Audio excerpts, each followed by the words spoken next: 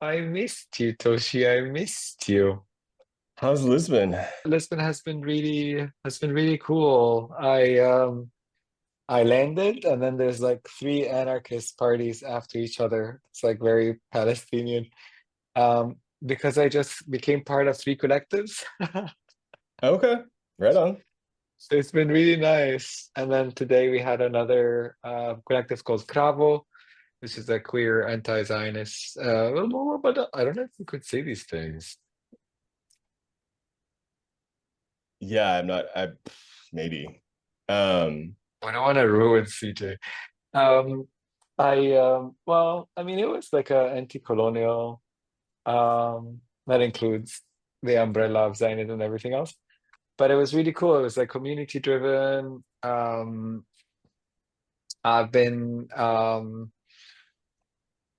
I've been watching a lot of the movie submissions that are coming for the Jaha Film Festival. The bunch of Portuguese um, trans people to help me. It's been really nice. any good ones? Oh, there's a ton of really good ones. Um, I wish you and CJ could have films to show. Yeah. Uh, but there's some really good films. There's such good films. And there's really bad ones, like very bad. When I mean bad, like they don't fit the category. And some of them are just really bad.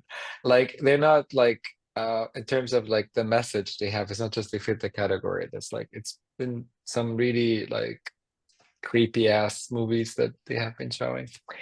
I Oof. don't know how people never read, I think the submission or something. Right. Um yeah, yeah. Like some dude like in Wisconsin submitted this film about him just taking a shit. He's like a straight guy. Oh, Okay, it's working. am I echoing? Let me see. Is that It's okay? working. Can you hear me? Yeah, it's working now. Yay! It's working. Okay, cool. Um, yeah, I don't know. Oh, yeah. So, to catch you up, CJ, so she was just asking me what's up with Lisbon. For people who doesn't know, I am in Lisbon right now. Um, and in Lisbon, although it's not as like radical place as, for example, other places in Europe. It's still like one of the better places. And we had like a lot of different parties in different places. There's like a lot of different like art collectives, but also there's a lot of like university and city funded spaces that offer their spaces for free for art. And there's just a lot. Like it's just every night there's like a trans queer anarchist like party that is just fundraising for mutual aids or um the concept of AC doesn't exist. Oh, right. Yeah. Is it still heat wave? So it's yeah, I mean at night the weather is better, but it's really about no air circulation. Like there's a big party called like um curvy curves, which is like the cops always raid this party because it's a queer trans party, a lot of immigrants. I feel like we're gonna almost have ICE soon in Portugal. Um, not we are, as if she's living here full time. I mean, like they're gonna have ICE soon in Portugal. Oh, Opa, they're gonna have things. Oops, I need to make sure I'm not ruining this. The Oh who yeah, should we not say their name? yeah. In Portugal soon. But in general, the party gets so hot and there's no air circulation that the sweat evaporates and then becomes water drops over the walls. Oof. And it's disgusting. But at the It's like same time, Club it's the Six. vibe. Oh, is it Yeah, like that? yeah. The Tell me the more. air, the air conditioning and ventilation ducts become like a waterfall. All the Oh sweat. God. It's Ugh. gross. Uh, um, but yeah. Yeah, sorry. No, but I mean the party is awesome, but the idea of like, yeah, sweat rain. Ugh. The Have sweat you train. Oh my God, that's what it's called. have you heard the story of the meat trucks in New York in the 80s? No, tell me. Tell us. It's like a classic like queer history. There's these like meatpacking district in New York, and at night they leave all the trucks open, and it became like a cruising destination. And so people would go into these empty trucks that had been full of meat and were still full of like the guts and stuff. And it was just like I always think of that when I'm at like the stud and it's like late at night and it's like very like sweat dripping down the walls kind of feeling. And it's like, you guys, can we get like a fan or like something, you know, Yeah. What era New York are we talking? in the 80s? Right on. Yeah. So I like I happen the go piers, ahead you this. had the piers and you had the meatpacking as well.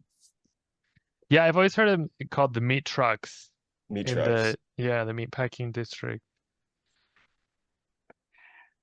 So I lived in meatpacking from like 2009, 2011. I lived on West 14th and Hudson, Ah, and I hope it was full of meat. It was full of NYU students who are very loud and a lot of like frat boys and douchebags. Um, and then and a lot of like this like fermented art students, mostly trust funds, if not all of them. huh. And I remember I was like, I wish I lived in an era where people used to go there to like it's not about the murdering, but it's also because the scene is like feels like a murder scene. It's like this is where like an active Dexter kind of like with a good Uh-huh. code would be walking around, you know. Yeah. I wish I lived there because it feels much edgier. And I had the Apple store right beside me, and then Chelsea Market. You know what I mean? It's like all these like Mm. bougie places. Uh, Um, and then I just remember how gentrified it was by the time I lived in 2009. So imagine now. Sure. Yeah. I know. I mean, San Francisco feels the same. I mean, San Francisco is like becoming older and older, like because people who are more youthful than I can't afford to live here. It's like it's the oldest metro area in the US. Really? That's Yeah. terrifying. Tell I us know. more about this. I mean, in spite of all of like, I think there's like more schools, like colleges per capita here than any other place in the US also. So in spite of Mm. that, uh, yeah. yeah, it's still hella Well, old. I mean, what when we look at like SFSU, where I went to undergrad and also grad school, the official number from before COVID, which hasn't been updated since then, is that 34% of SF state students are homeless. And Gosh. it's like, if you want to go to school, you're sleeping in your car, you're in the RVs, which are now banned, but the whole campus parking area is all surrounded by students living in RVs because they can't afford housing. And it's wild to think that like, but it also gives me like enormous optimism that like 34% of students are like like willing to suffer through it for like a better future, right? And it's like kind of horrifying, but also, like people are trying, but Yeah, sure. that's why it's like that here. One of the things that's like unique here is the urban boundary.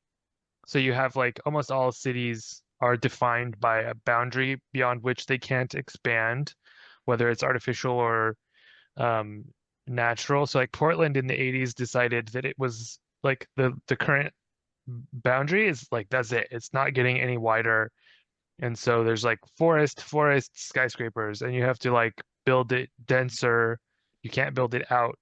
But San Francisco has always been constrained by that because of the bay and the ocean, right? And so you Sure. have this enormous hyper inflation of prices, and then you have these like oligarchs and landlords buying up all the housing and jacking up the rent and refusing to allow new construction and artificially inflating prices. And so it sucks. Yeah. Yeah. I It's mean, like a Uh, Go ahead. No, no, go ahead, Habibi. I just had a lag. Sorry. I was just gonna say, yeah, in Japan, I mean, they've tried to get around it by like building, man-made islands, person-made islands. And yeah, not really going too well. But that said, they have a lack of young people all over the country, as well as they do not it's not as expensive to live there. I mean, parts of Tokyo are super gentrified. There's definitely houseless people there, unlike what I think the YIMBY image of Yeah. Japan is like. Oh, it's like the future. There's no unhoused people anywhere, and housing costs are not a problem for anyone, which is of course not true. But that said, it is way cheaper. I mean, feels like almost anywhere else is way cheaper. Yeah. Can I just say something? Kudos for Japan to build fucking and that's about spending on infrastructure of the country. Like, is that a good thing or a bad thing, Toshi, that they're building artificial islands? That seems like a really good, cool thing to do, right? Where they have like spending money on infrastructures. I mean, yeah, I mean, you know, I guess there's an argument to be made for like, it's one of those places where if there wasn't such a big US military presence, because after World War II, the US was like, Japan, you cannot have a military. And so they have this massive base on uh, uh Okinawa. sorry. Okinawa. Yes, thank you. I have been there. I just fully blanked. And yeah, there's lots of trouble with that, but that means because they're not like the US where we spend 50% of or more of taxes on like the military and the Pentagon, they Yeah. have so much more money that they're dedicating to things like building islands. How convenient that Japan doesn't get to have their own army and then pay for the US to have one for them. How it's such a good deal for the US. Like they stroke some really good deals. Like as a sorry, I don't mean a good deals. Like I mean sarcastically. I mean like how like they operate as a colonizing power.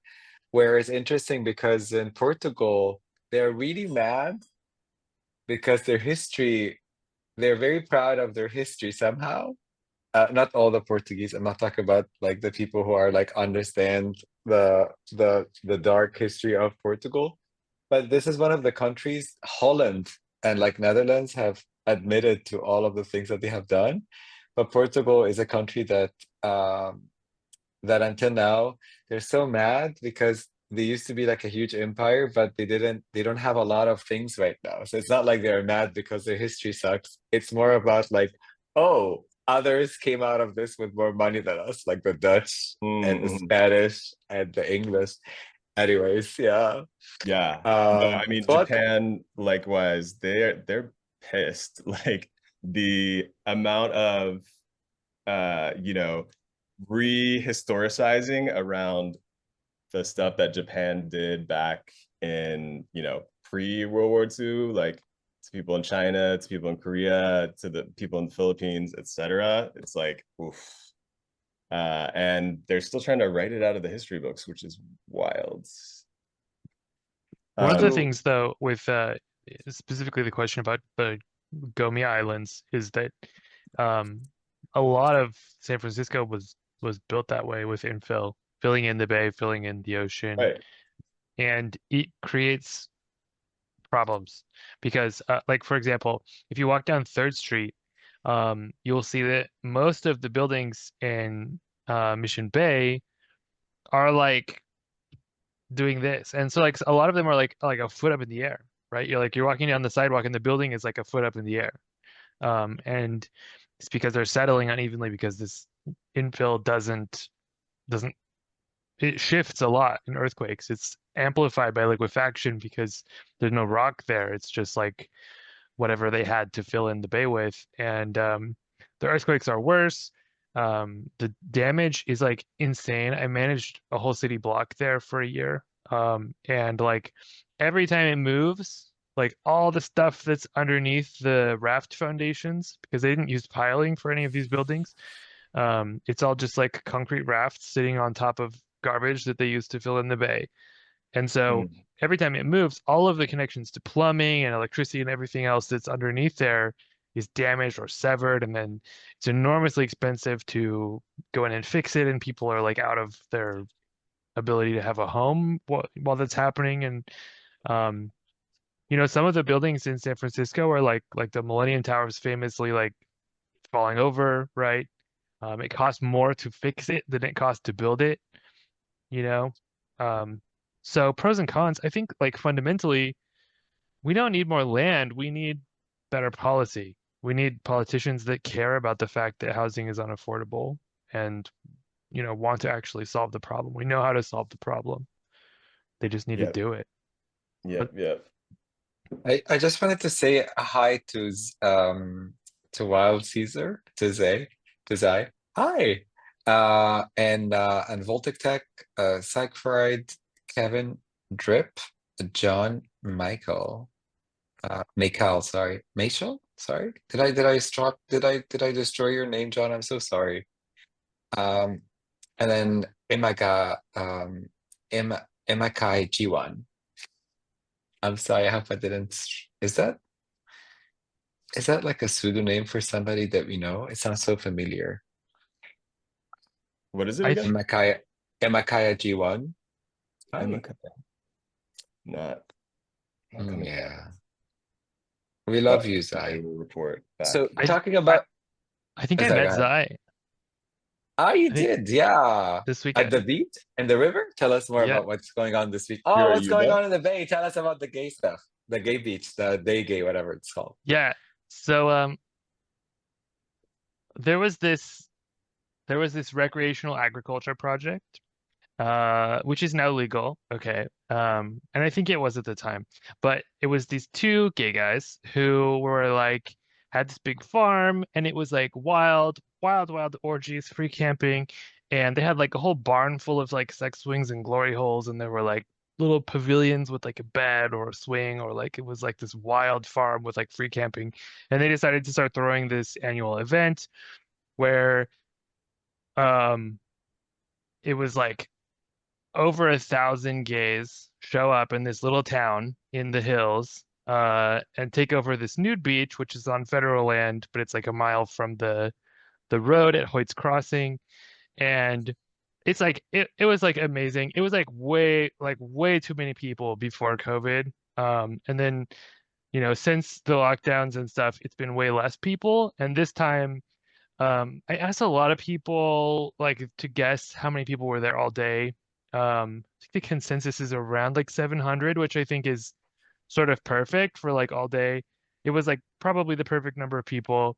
Um, and it was super cute. And the thing that we did differently this time, so after those two guys who owned that farm, I think actually they moved to Lisbon.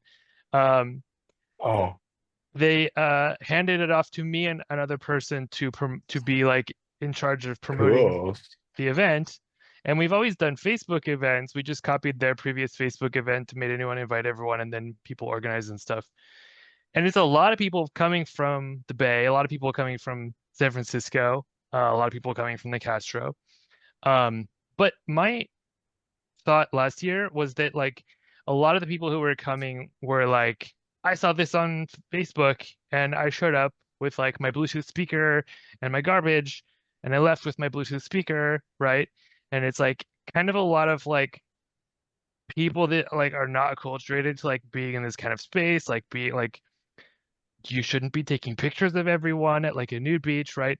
And so this year, what we did differently is we only did guerrilla marketing. So it was like a flyer with like a meme, and then people who knew about it before.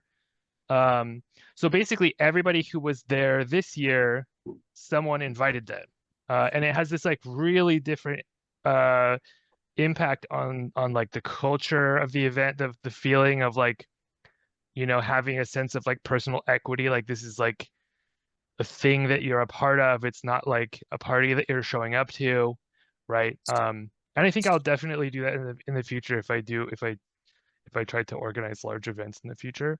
But it was really cute, and I knew like almost everyone there, which is like wild, and it was just like a really cool vibe. There wasn't a lot of like people playing music. There wasn't a lot of like garbage, and it was a lot of like leaderfulness because like nobody was in charge, and so like a lot of people like, hey, like why are you leaving your garbage? Why don't you pick that up and take it with you, right?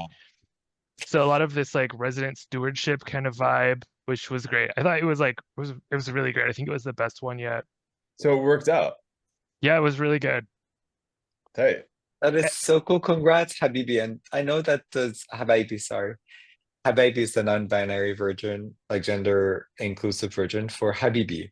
Ah, Yeah, it's like the they them for Habibi. Habibi is the plural one basically, and it doesn't have a gender. Zach saw you there too, my nesting partner. And ah, his partners and his boyfriends were there, and they had a really good time, and they were like, oh, Zach was so excited. It's like I saw CJ. I don't know if you met Zach before. I'm not sure if I have. Okay, Coco. He looks like a dyke, Okay. which is a type that I have. But he's very sweet. He's like, I'll send you pictures of Zach. And then his boyfriends kind of look like each other, but one of them is brown, the other one is white. But they're really cute. They're really cute. I read them to film all of them. I don't know why I'm doing this, but I need to stop. They're really nice people. They're really nice people. But they're really adorable. I need to talk to my therapist about this moment. But I heard that I was like, what? We've been planning for 9 years. What's going on? But they had a really good time, and then a lot of people that I know, I'm like really jealous that I missed it. And I'm curious if you're gonna do another one before the summer is over. Like, can we do another one? It's so it's kind of like not it's out of my hands at this point. It's so but it's always the first Saturday of August. So Okay, okay, yeah, okay. Everybody had such a good time. yeah, Um, it was really and I cute. So talk about to Zai is that Zai and I are starting like we're working on a project together. Really excited about. We're working on like an intimate tea for tea party that we could do together. So we're excited to like Pinterest board that. Is that like a very millennial thing to say? Like a Pinterest board? Do people still do that? A what? Like a Pinterest board? Oh, what do you mean? Like when you share like a Pinterest thing and like have like, you know what I mean? Inspirations. Oh my Okay. God, am I that old? oh, Oh, yeah, like like a a board or Oh gosh, I am old. Yeah, I mean, I guess. Yeah, like a yeah, I'm cork doing board? it. No, like on Pinterest, you could go and like, pin things and do like a Pinterest Uh, board. I never Oh used that. gosh. Oh God, okay, I am old. It's for like, like your wedding or whatever. yeah. Yeah. It feels like something you would do for a wedding. Yeah, yeah, totally. Oh, Uh, yeah, but I usually do things like that for like the intimate settings. I'm excited to show Zai some of the stuff um to make it feel like if Oscar Wilde did an orgy, you know what I mean? I think you did. Oh no, but like actually like Dorian Gray, like what would be an Oh, orgy in a Dorian Gray time, you know what I mean? If he yeah, was trans and not a sociopath. right. Yeah, yeah, yeah. And a stoner, maybe. I don't know if I could say this on I Probably. I don't want to ruin CJ's like entire channel. But yeah, I missed you. So the vibe in San Francisco, I heard it was really lit. When I left, actually, I left after right after Doreali. I know you all covered some of this like last week. And but I mean I didn't check my sniffies until I left, and I felt horrible about this because everyone left town. You know what I mean? When you want to check your sniffies on a Monday after like a Dory weekend, They're all I was gone, like, a thousand they're miles all away. gone. Hmm. I was like, oh gosh, I feel so bad. Um, but I'm also like, I heard there's a lot going on this week. Like, there's so much. Like, people. I know some people are preparing for Burning Man and stuff. Yeah, How are you feeling about Burning Man this year? good. I'm doing. Okay. I I'm not. I left the camp that I was a part of, Hmm. and I'm just doing like walk-in with my bestie, and think it'll be cute. We're gonna have a because for like many years, for like 7 years, I've been doing Working Man, and I'm like so done with Working Man, you know, which is not to say I'm like having my burn or whatever, but like I want to go like see the art and meet the people and like get out of camp, and it's like you join these big camps and it's like, okay, it's an exciting project, whatever. We have this thing we're doing. We're throwing the world's largest orgy 24/7 for like a week and a half. And then it's like, okay, but like you weren't even there. Like you didn't even see anything. You didn't leave camp like at all. And I don't want to do that this year. So I want to go see everything and meet everyone and And how is like the politics stuff about Burning Man this year? Like, how are you feeling about that? Like, how are people are taking, everything is going around because there was like I hope they're not doing another memorial for October 7. Like, uh I don't really know, like they did last who? year. Who did that? Um, I don't know. I think it was I don't know which camp did that, but they did like a memorial for October 7th. And I was like, oh, there's nothing for Palestine. And I'm curious like how Oh, there definitely are. So like okay. for example, I mean it's a big city, right? Like it's 70,000 people, so there's like every possible perspective you can imagine is Got it. certainly Got it. represented. And there are Got it. activists pushing for more attention and focus on different issues. And I think in particular like Palestine has always been something people I've heard people talking about in the circles that I've been a part of at Burning Man. We had like for example also there was a big BLM protest, and it was wild because it's like there was a march that this like a number of different groups put together for more racial inclusion, more effort to like instead of like paying all these random friends of people for like to be consultants without a job description, like why don't we focus on like making it more affordable and like giving out more like artist scholarships and stuff to people who can contribute that are not just like someone's friend that wants a salary, right? And Yeah. the so this march happened about that. There was a list of demands to first camp, which is where the board is for the organization, and they hid. They all went and hid and refused to talk to any of us. I say this as someone who's like, They just straight up hide. That's so yeah. that is And so then passive aggressive. And then they used the photos of the protest in marketing to show what a good job they're doing with being inclusive of diverse perspectives, even though they like hid and refused to even talk to us. As once they said, I want names. That's pathetic. I know, right? And it's I wild want because all of them. the other thing about Burning Man, if you look at the website, there's a page on like the board, right? And there's like 16 names on it. If you look at the tax returns, there's like over 30 people on the board. And like more than half of them are not on the page that lists who is on the board on the website.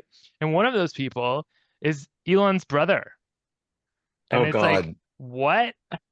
Like, why is this guy on the board? Like There's what? two of these people. There's like another mosque. Oh God. There's so much. Yeah, like it's wild. And Oh but like God. I think there's like broad consensus at this point. Like people, have like really broad consensus around like problems that are like widely agreed upon. And especially around governance and obviously like they keep saying like it's the end. We need donations. We need all this money, and it's like, no, you haven't started selling your real estate portfolio. Where the board has all these like retreats for themselves and stuff. Until they start doing that, I don't think they really need a lot I of extra help. I I I I I just wanna I just saw this. So Kevin says that Pinterest is passed away. Makes sense. Um Zach is such a pretty boy. Thank you, Zai. That's so cute. Um, he takes after you. And I think he Tommy got a Trucker. badge. Is that a gift? I love From Kami Skanky Trucker. Banana. I love this name. Skanky Banana, can I steal your name for a drag show? Um, that we would hire you. And then Gutter also said Kimber. Who's Kimber? Oh, is Kimball. that the person? Yeah, Kimball. Kimball? Kimball is the person who's like behind the passive aggressive Connecticut moment that happened when No, everybody it's started hiding. Elon's brother is Kimball. Oh God. Okay. I feel like somebody that Elon would be probably ate his brother alive, and then he got an actor that put in plastic surgery, and that's Kimball. Like, I don't think Yeah. Elon would ever agree that he has to be the only Musk. You know what I mean? He'd kill his own kind. But then who would he put on the board of his companies to take his side and never let them fire him? Oh, he's gonna clone himself. Absolutely. You know what I Yeah. mean? And raise a child, and it becomes like what's the name of that show where they have like the sunrise and the sunset and the one in Oh, the yeah, middle? yeah. You know what I Foundation. mean? Yeah. Foundation, yeah, yeah. I love that you know it immediately when I said like Yeah, the I read all sunset one. 13 of those books. This is such a good show. Yeah. Yeah. And the actress, you know why it's a good show? Because the actress is the same actress that does um the sister Jesuit, the mother of uh Mohaladin.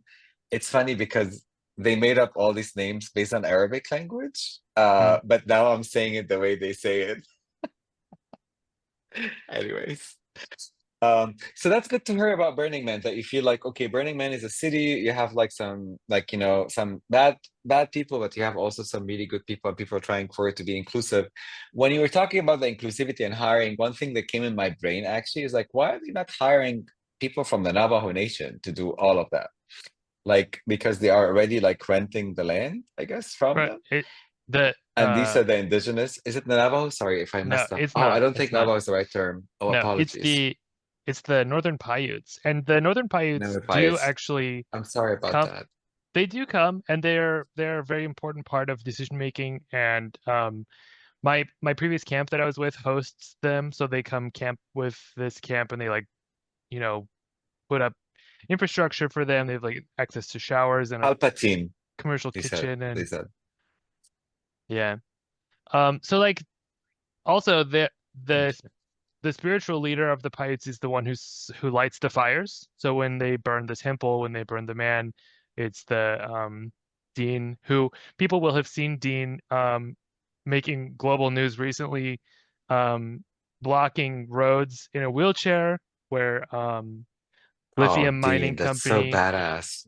yeah, lithium mining companies coming in to carve out their Oh, land, the site of a massacre where the U.S. government killed thousands of oh God. people, and they're buried there. And so they're gonna dig this whole valley out for Hmm. lithium mining, and Dean is out there blocking the road with his wheelchair. So he's the one who lights all the fires for anything that's burning, like the big projects there, and he's great.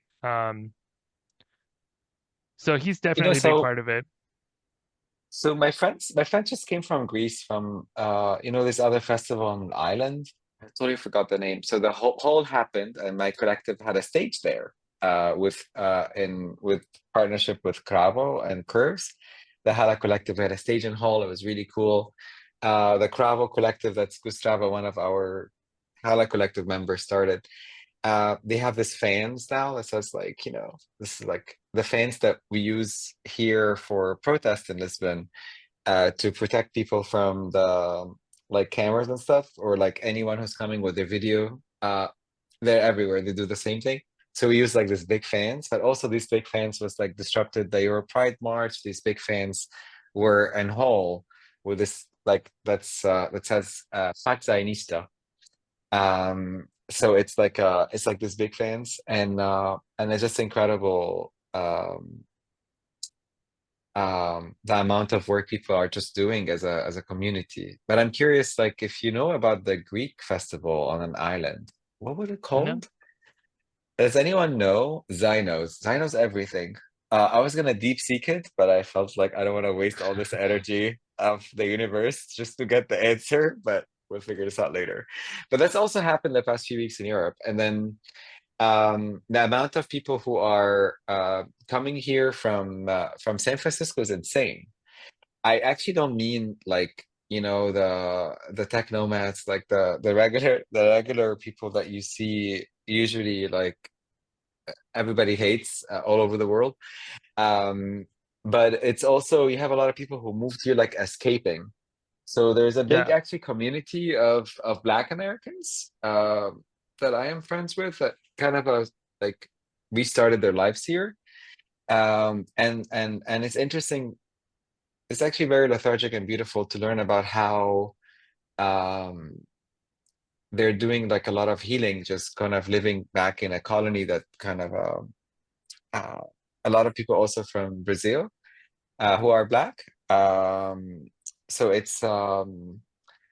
uh, it's interesting to see that first of all, the US is really falling. Like the US government is really falling. Like a lot of Americans are leaving, like in increased amount of way.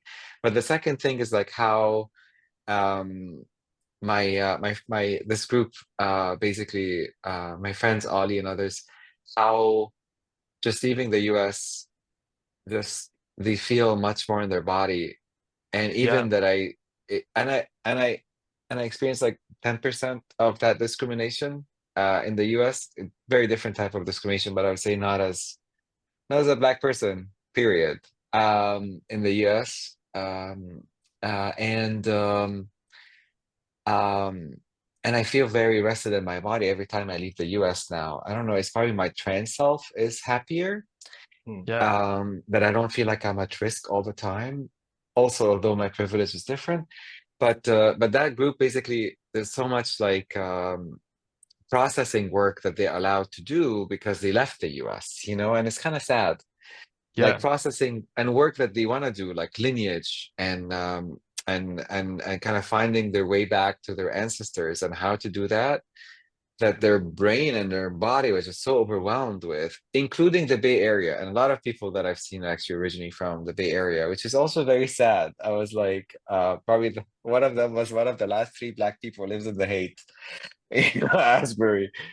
So it's like it's very it's just very interesting to see that perspective when you're out of the States of like even under a center-right government in Portugal, people feeling a little way more comfortable than they would feel in the US and San Francisco. Yeah, one yeah. of the only people that I know that has moved out there as well is also Black. Ruth Wilson Gilmore. Uh, You should introduce us. Craig. Yeah, totally, totally. Mm. She's known for Golden Gulag. I mean, she's written many, many, many, many books. But like Prison Scholar Mhm. is, yeah, making the transition out to Lisbon as well. I was gonna say, like, for the lithium mining, I just saw this a short film, and it's like free on YouTube. It's called People of Red Mountain, and I don't know if it's the same space that the dude that you're talking about, CJ, is, trying to protect, but it kind of, yeah, it's pretty good. People of Red Mountain.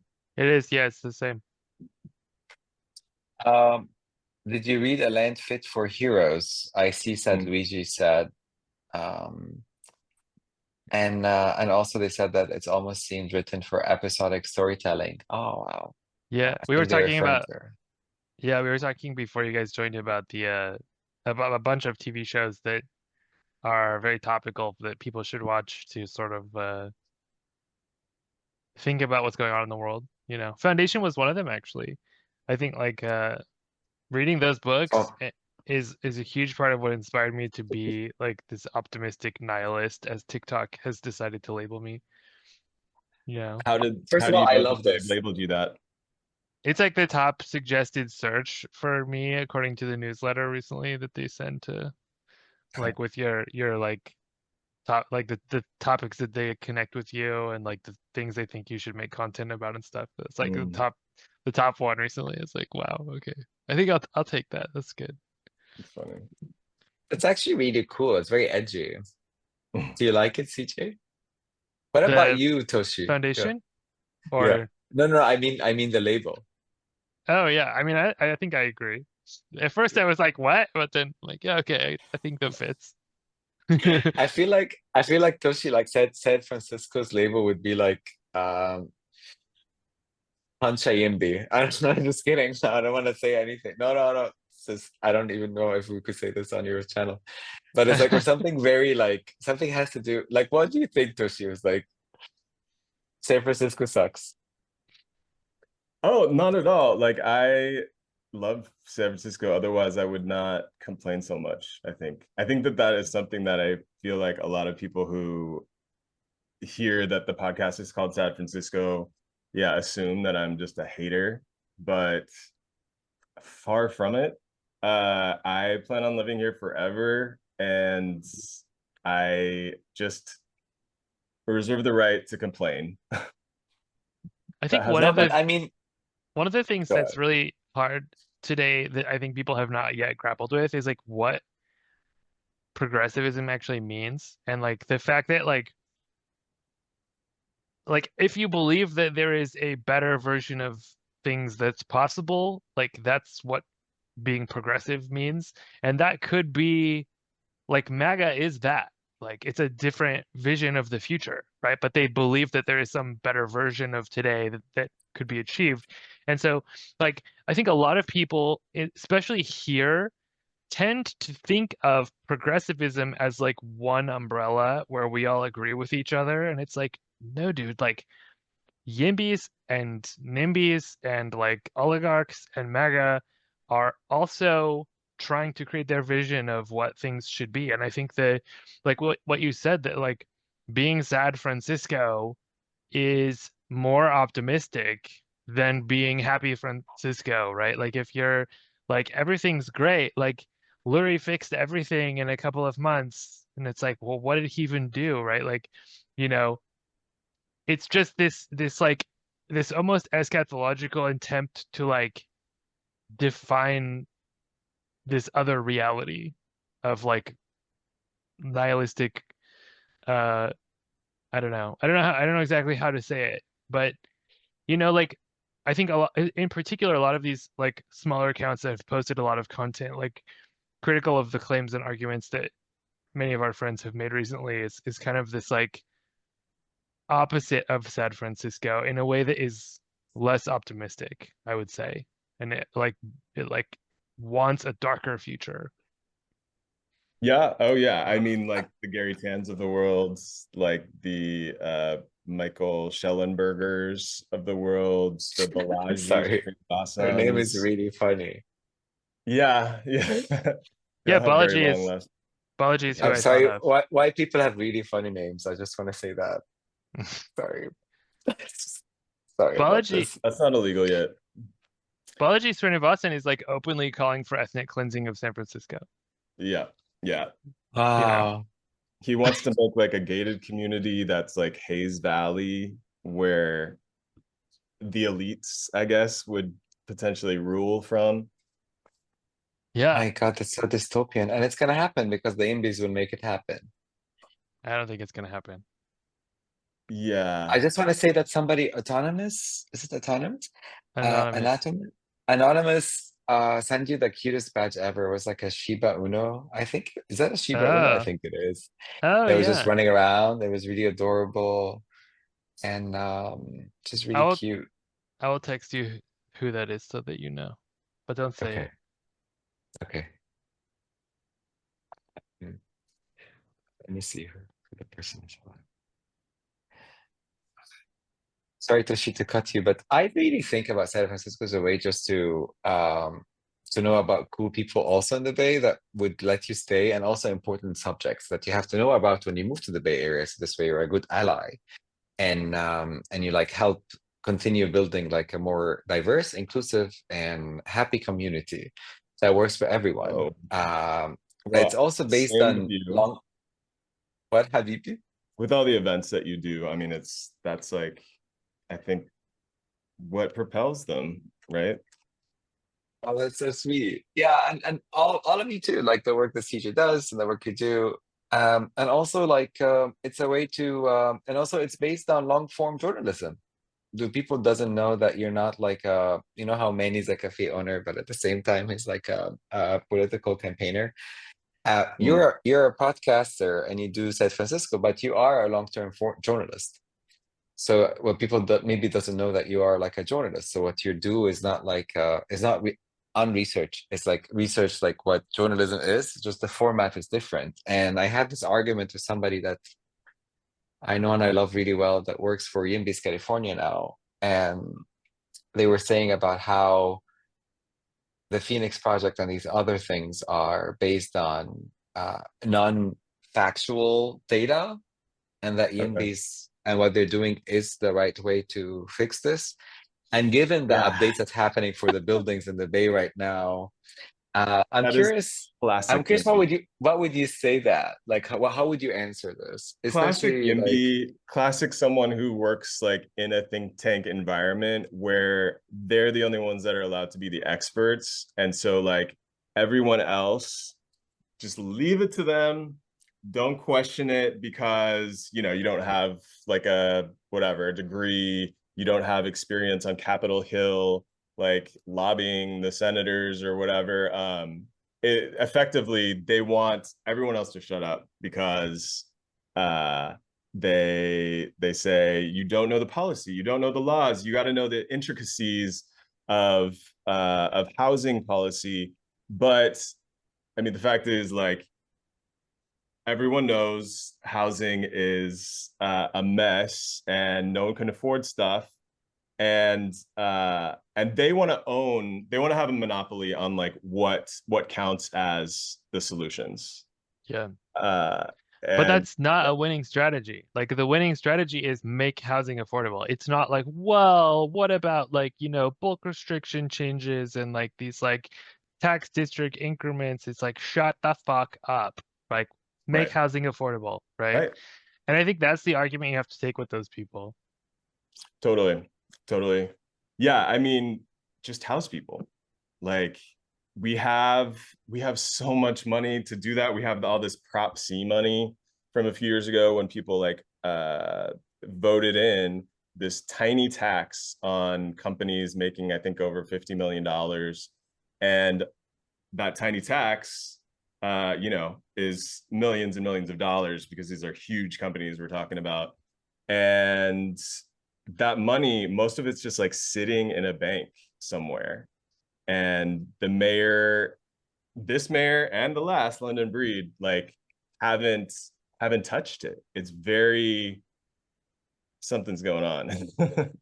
Like Well, their it libertarian overlords are telling them, no, we can't set a precedent for just giving people free housing. this mayor has created a new special tax increment district, which is essentially a way of getting around the law. So it includes several provisions for specific types of projects.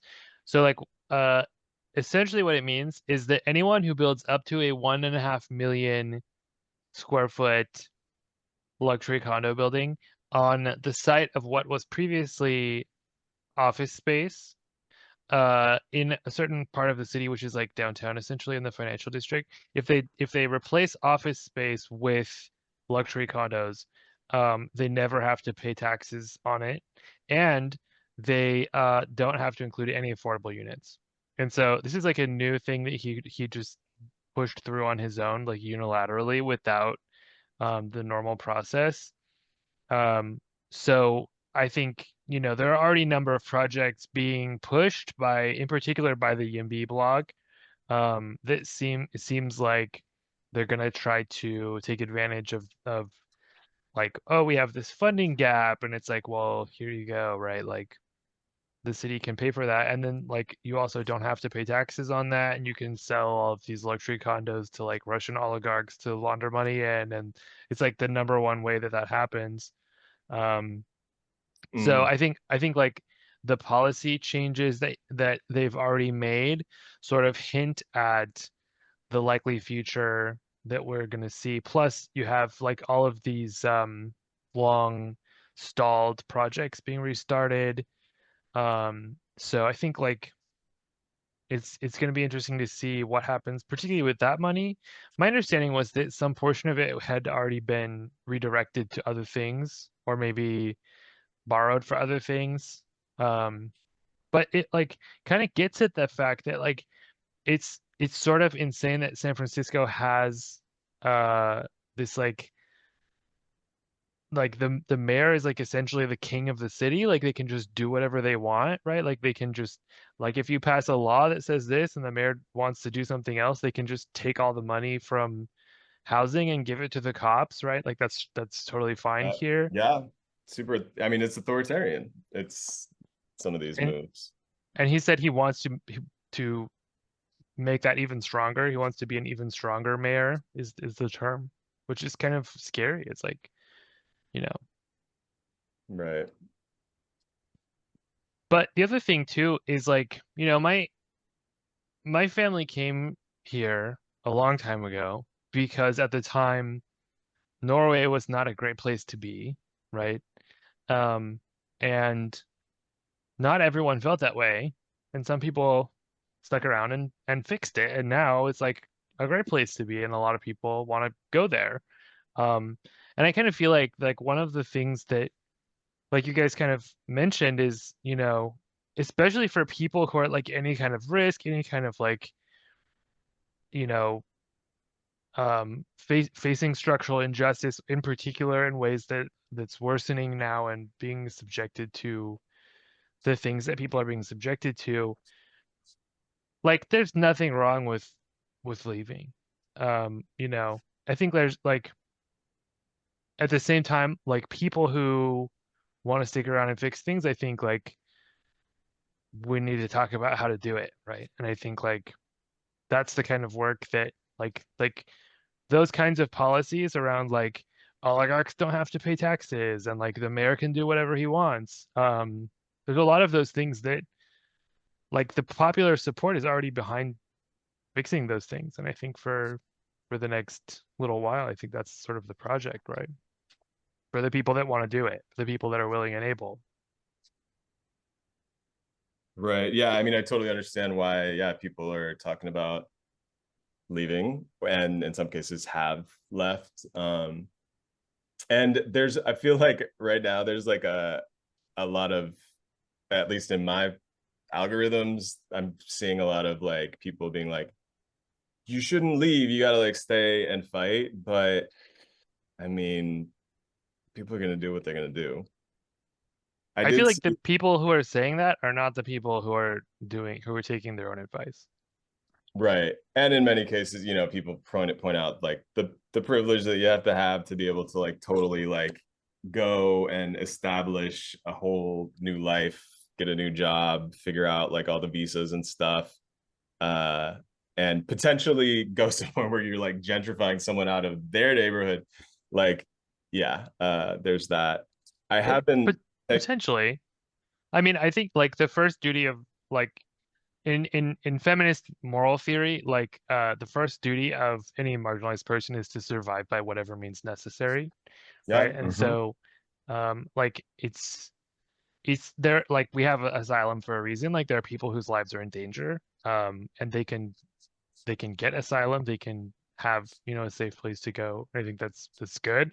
I think at the same time you have like a lot of tech people doing the opposite, right? You have like these digital nomads doing Mhm. this like I want my vacation kind of lifestyle. I think that, is harmful for sure. But I think also like in terms of people who need to get out to be safe, I think that's totally valid.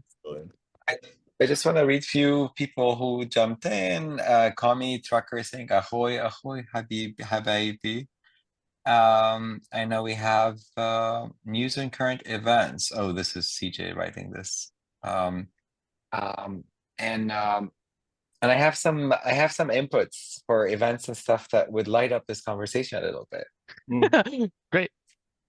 I mean, Because I really, so just to wrap this up, I don't think we should be gaslighting ourselves. I'm so glad that we're talking about these things because there's hope.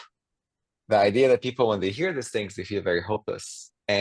What, and it's, I know, I understand why, because everything else, like there's a lot of stressors, as CJ was saying in the promo for this live stream.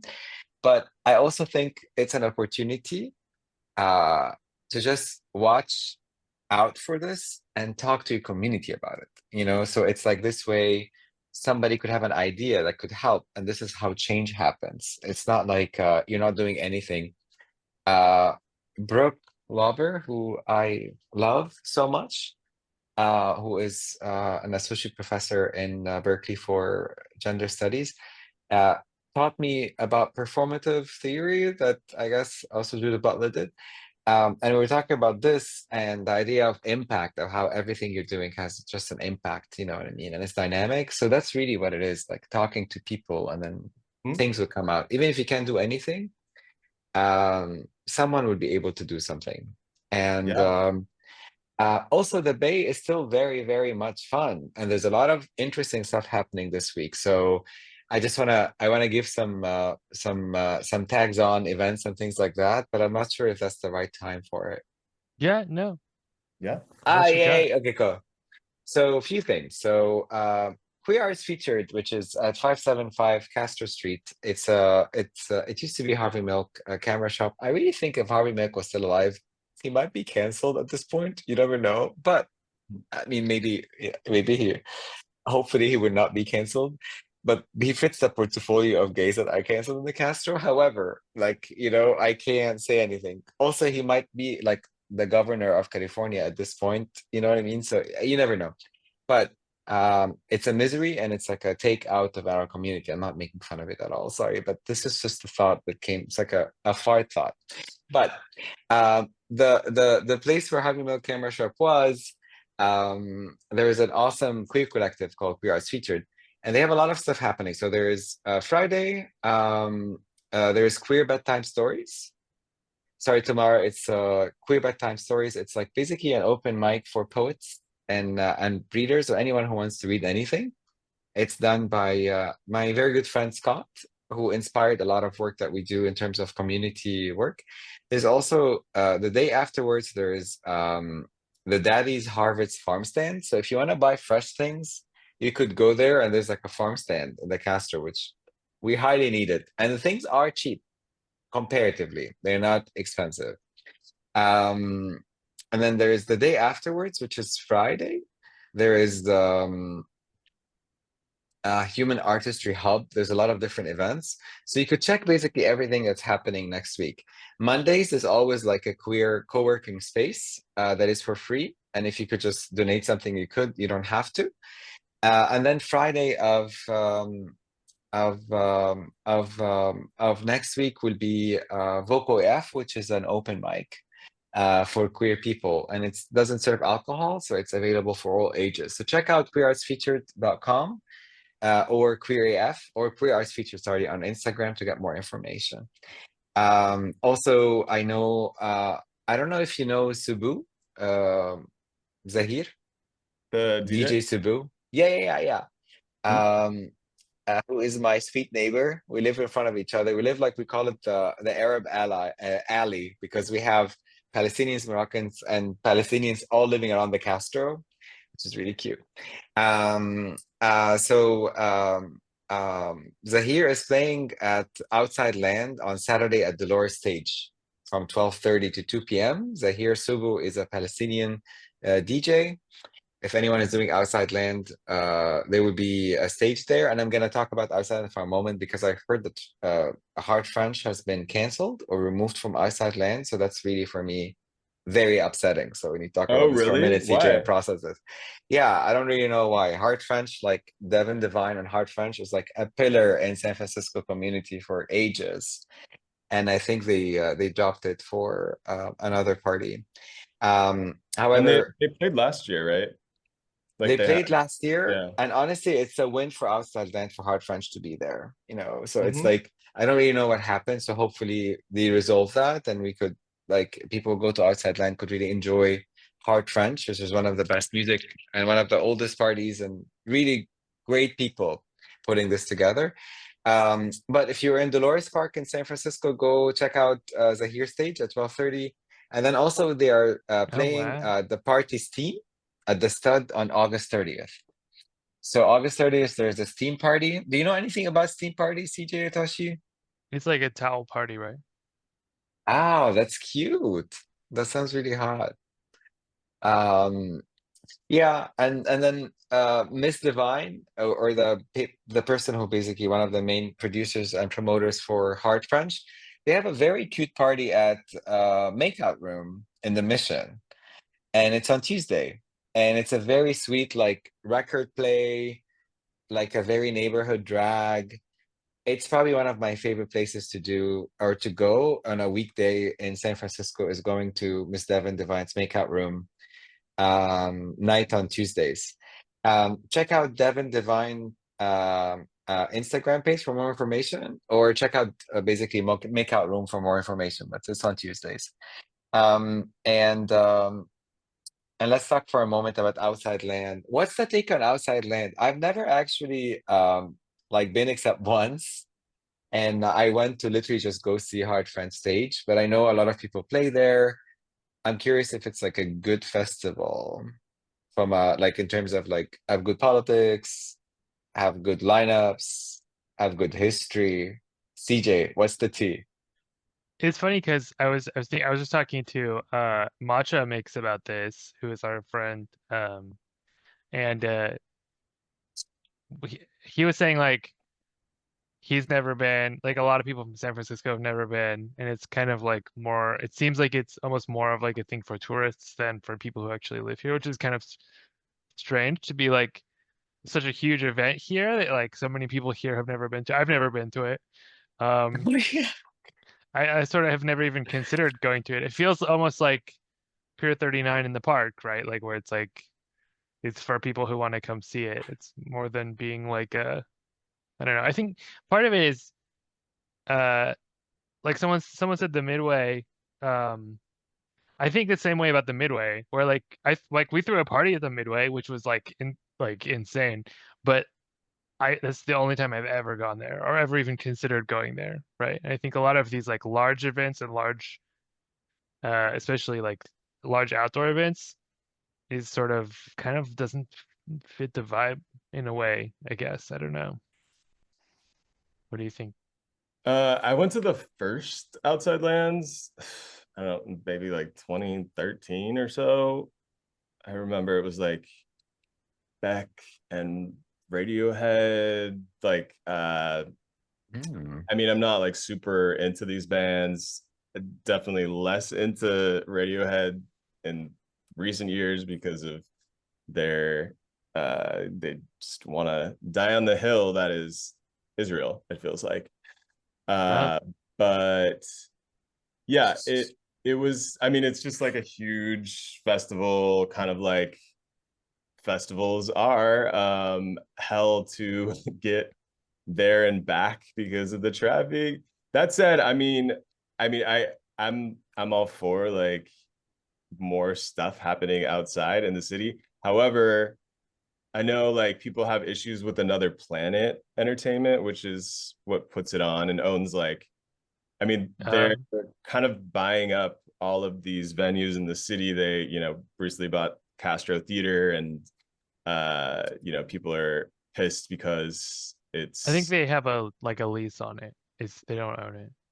okay. Yeah, well, they'll be like managing Ah. it and deciding what goes in, and yeah, I guess they own the Greek, Bill Graham, Fox Theater in Oakland. They also have some stuff. The Independent, Lake Tahoe. They have some venues as well. I kind of don't understand how that business model could possibly work. Like the fact that they're spending $40 million renovating Castro Theater, which is like a small theater, for like what possible plan do they have to like get any kind of ROI on that? It's such a strange Um, model to me, right? Like, I have a theory. I think they're gonna go for a festival route where they're gonna have something showing inside the theater and then closing the Castro Street because Rafael Mandelman loves corporations, and then whoever comes after him. Um, anyways, I don't want to, I guess, talk about that right now. But in general, like I feel like it's gonna be takeover for the street, and maybe that's how they're gonna make the money, or they're gonna make very expensive tickets. Because if you think about it, what's the name of the company who like have the monopoly over all the parties in the world now? Ticketmaster. What was the Boiler name? room? No, no, no. Oh, fuck Portland. No, I mean the other one that's Ticketmaster? really bad. Is it Ricky Mas? The one that basically there was a whole The like Taylor Swift this, thing? no, there was like a big disaster show with Oh. when people got really suffocated and hurt, like a train wreck. I saw that on Netflix. Oh. Um there's like a promoting company. It's like the one that Like does Travis Scott? everybody. Yeah, Huh? I don't know the name of it. It's like it's creepy. They are the reason why all the tickets are very expensive. So I feel like the Castro Theater would be like a concert where the ticket is like 200 to like 500 or 1,000, 1,200, $1,200. Like I feel like this is going to be the part of this, and that's going to be a very special thing because they had a Sam Smith concert there, if you remember, like right before they closed it for renovation. I think they were testing things, and they turn it into something that's just not accessible for the community. However, it's interesting because ADP, the company that is the company who is kicking out the historical businesses that are Palestinian, to turn the Castro Theater into a new marina, Chestnut Street. Uh, um, um, is also the same company, I believe, that gave all this money to the mayor. Yeah. Yeah. If you, I think I knew about this from your TikTok, CJ. Was that you? No, it was Jeremy. That was Jeremy, who was the Phoenix Project. Yes, yes. Thank you, Jeremy. I love you. We should Yeah, have there him was. on. I know, I love Jeremy. They're so sweet. The two guys are really sweet. They're my favorite, like straight. I don't actually know if they're straight or not, but anyways, like they give me very straight vibes. So, like, these are like I have straight friends, and I just refer to them. I also want to say that Anonymous left some art at QRS. Should go check it out. CJ rules. Somebody gave you a necklace, CJ. Did you see Hmm. this? It's like a whole thing. Oh. I don't really understand what that is. I see them. I It's don't. expensive. It's like it's very Oh. sweet. I think the person who gave you that A high-end is digital necklace. 23. Oh, yeah, Gutter. Gutter, did you do that? No, I don't know who did this. Sorry. Huh. But yeah, it's interesting, right? So anyways, I really think it's gonna be just they're gonna make the tickets very, very, very expensive. But even then, I mean, like just the cost of renovations, 40 million. Like if they sell 300 tickets a night for $1,000 a piece every week, right? Like there's Mm. never it's never gonna break even. Like especially It with is. how aggressive they've been with buying all of the like trying to control the whole market for entertainment. It just seems like weird. Like, you I know, don't think I think monopoly wise they're gonna make a lot of money out of this. And also to maintain the monopoly, they're getting tax breaks. This is $40 million of tax breaks. I think the Castro Theater might be a nonprofit. If not, you know what I mean? There is a tax break that they do whether renovation or the city, given that they are in bed with Daniel Laurie. So it's like I also think that's a way to maybe kind of bribe the city of San Francisco and the community and other things. I don't know how to explain it, No, I mean because totally. maybe Every time they build a stadium, you hear about like all of the subsidies that go into that. I mean, I don't know it the particular never breaks even. Stadium year. Yeah, no, projects never totally. break even. They always promise tons of great jobs, and in the end, maybe you're lucky if you have like some minimum wage jobs, like people who have to like deal with drunk people ordering another hot dog at the concessions. But like the yeah, I don't know the particulars of APE, but yeah, totally like Lurie, I think it was the second biggest donor to his inauguration day Yeah, fund. yeah. And they don't do that for And free. Airbnb. Right. Airbnb was one, McKinsey was another one. Do you It's like do you know that? all the Oh, go ahead, Habibi. No, I had a lag. Sorry. Go ahead. it's yeah, it's all like all the people who he's like doing all these things for now, right? Those are the Right. people that gave him all this money. They're probably his friends too. If people don't remember, this guy's a billionaire. You know what I mean? Like he hangs out with these people all the time. And also Airbnb, it's surprising that you think they gave all this money for Daniel Lorry. Obama is on the board for supervising of Airbnb with Eric Adams, Oh the wow. depart like Oof. his own DOJ. And Obama's Damn. daughter works for them. And the chief of staff of Michelle Obama Is that works for Obama's daughter Airbnb. that went to the orgy of vandalism? Oh yeah, I have last year, Was she there just by coincidence, or maybe she's like 2024. rich girl on the loose? I don't know. Like, is she I one of us? She Is in she the one of us? family? Is she a secret agent? I don't know maybe. if she is Uh, she yeah, is she gay? I don't know. I want to see like a deep dive though on APE. Like, what is their deal? It seems so like weird. Like just as a they're business, so evil. Yeah, I know. I mean, like, for one, it does that they're trying to create like a monopoly and be like the only game in town for if you want to like go to any have, events. yeah, a big event. And yeah, to be the Amazon of local venues or something is seems to be the goal. Yeah, But also at strange. the same time, it's always been the case that this happens. Like, I mean, there's waves of like takeover monopoly, especially if you have like a country like America. We don't have rules like the cities and stuff. It's very much a capitalist system, just basically like kind of its own type of monarchy. In terms of how like the state would own things or like the city would own things and give it away. It's just, I don't know. It's just really messy. However, I always think that there's all of these alternative things that are actually make it very special and very community driven versus sitting inside a theater. So what I mean by that is like even if Yeah, some of these venues we're losing, we're not losing actually the city or the event because we still have the community that we're building and we're bringing it into that. That includes literally having like a party in the park or like all these different dungeons that we have in San exactly. Francisco. Yeah, Yeah. like we take over spaces. That's And what we do. that's like a big part of why I wanted to create this nonprofit is to have like a focus on like here are cute free things you can do instead of spending $1,000 a person to go to like see you know Dochi. somebody from Spotify that you already have in your playlist anyway, right? Like you could go to this cute thing at the beach or like that and they're going to be playing the same music, right?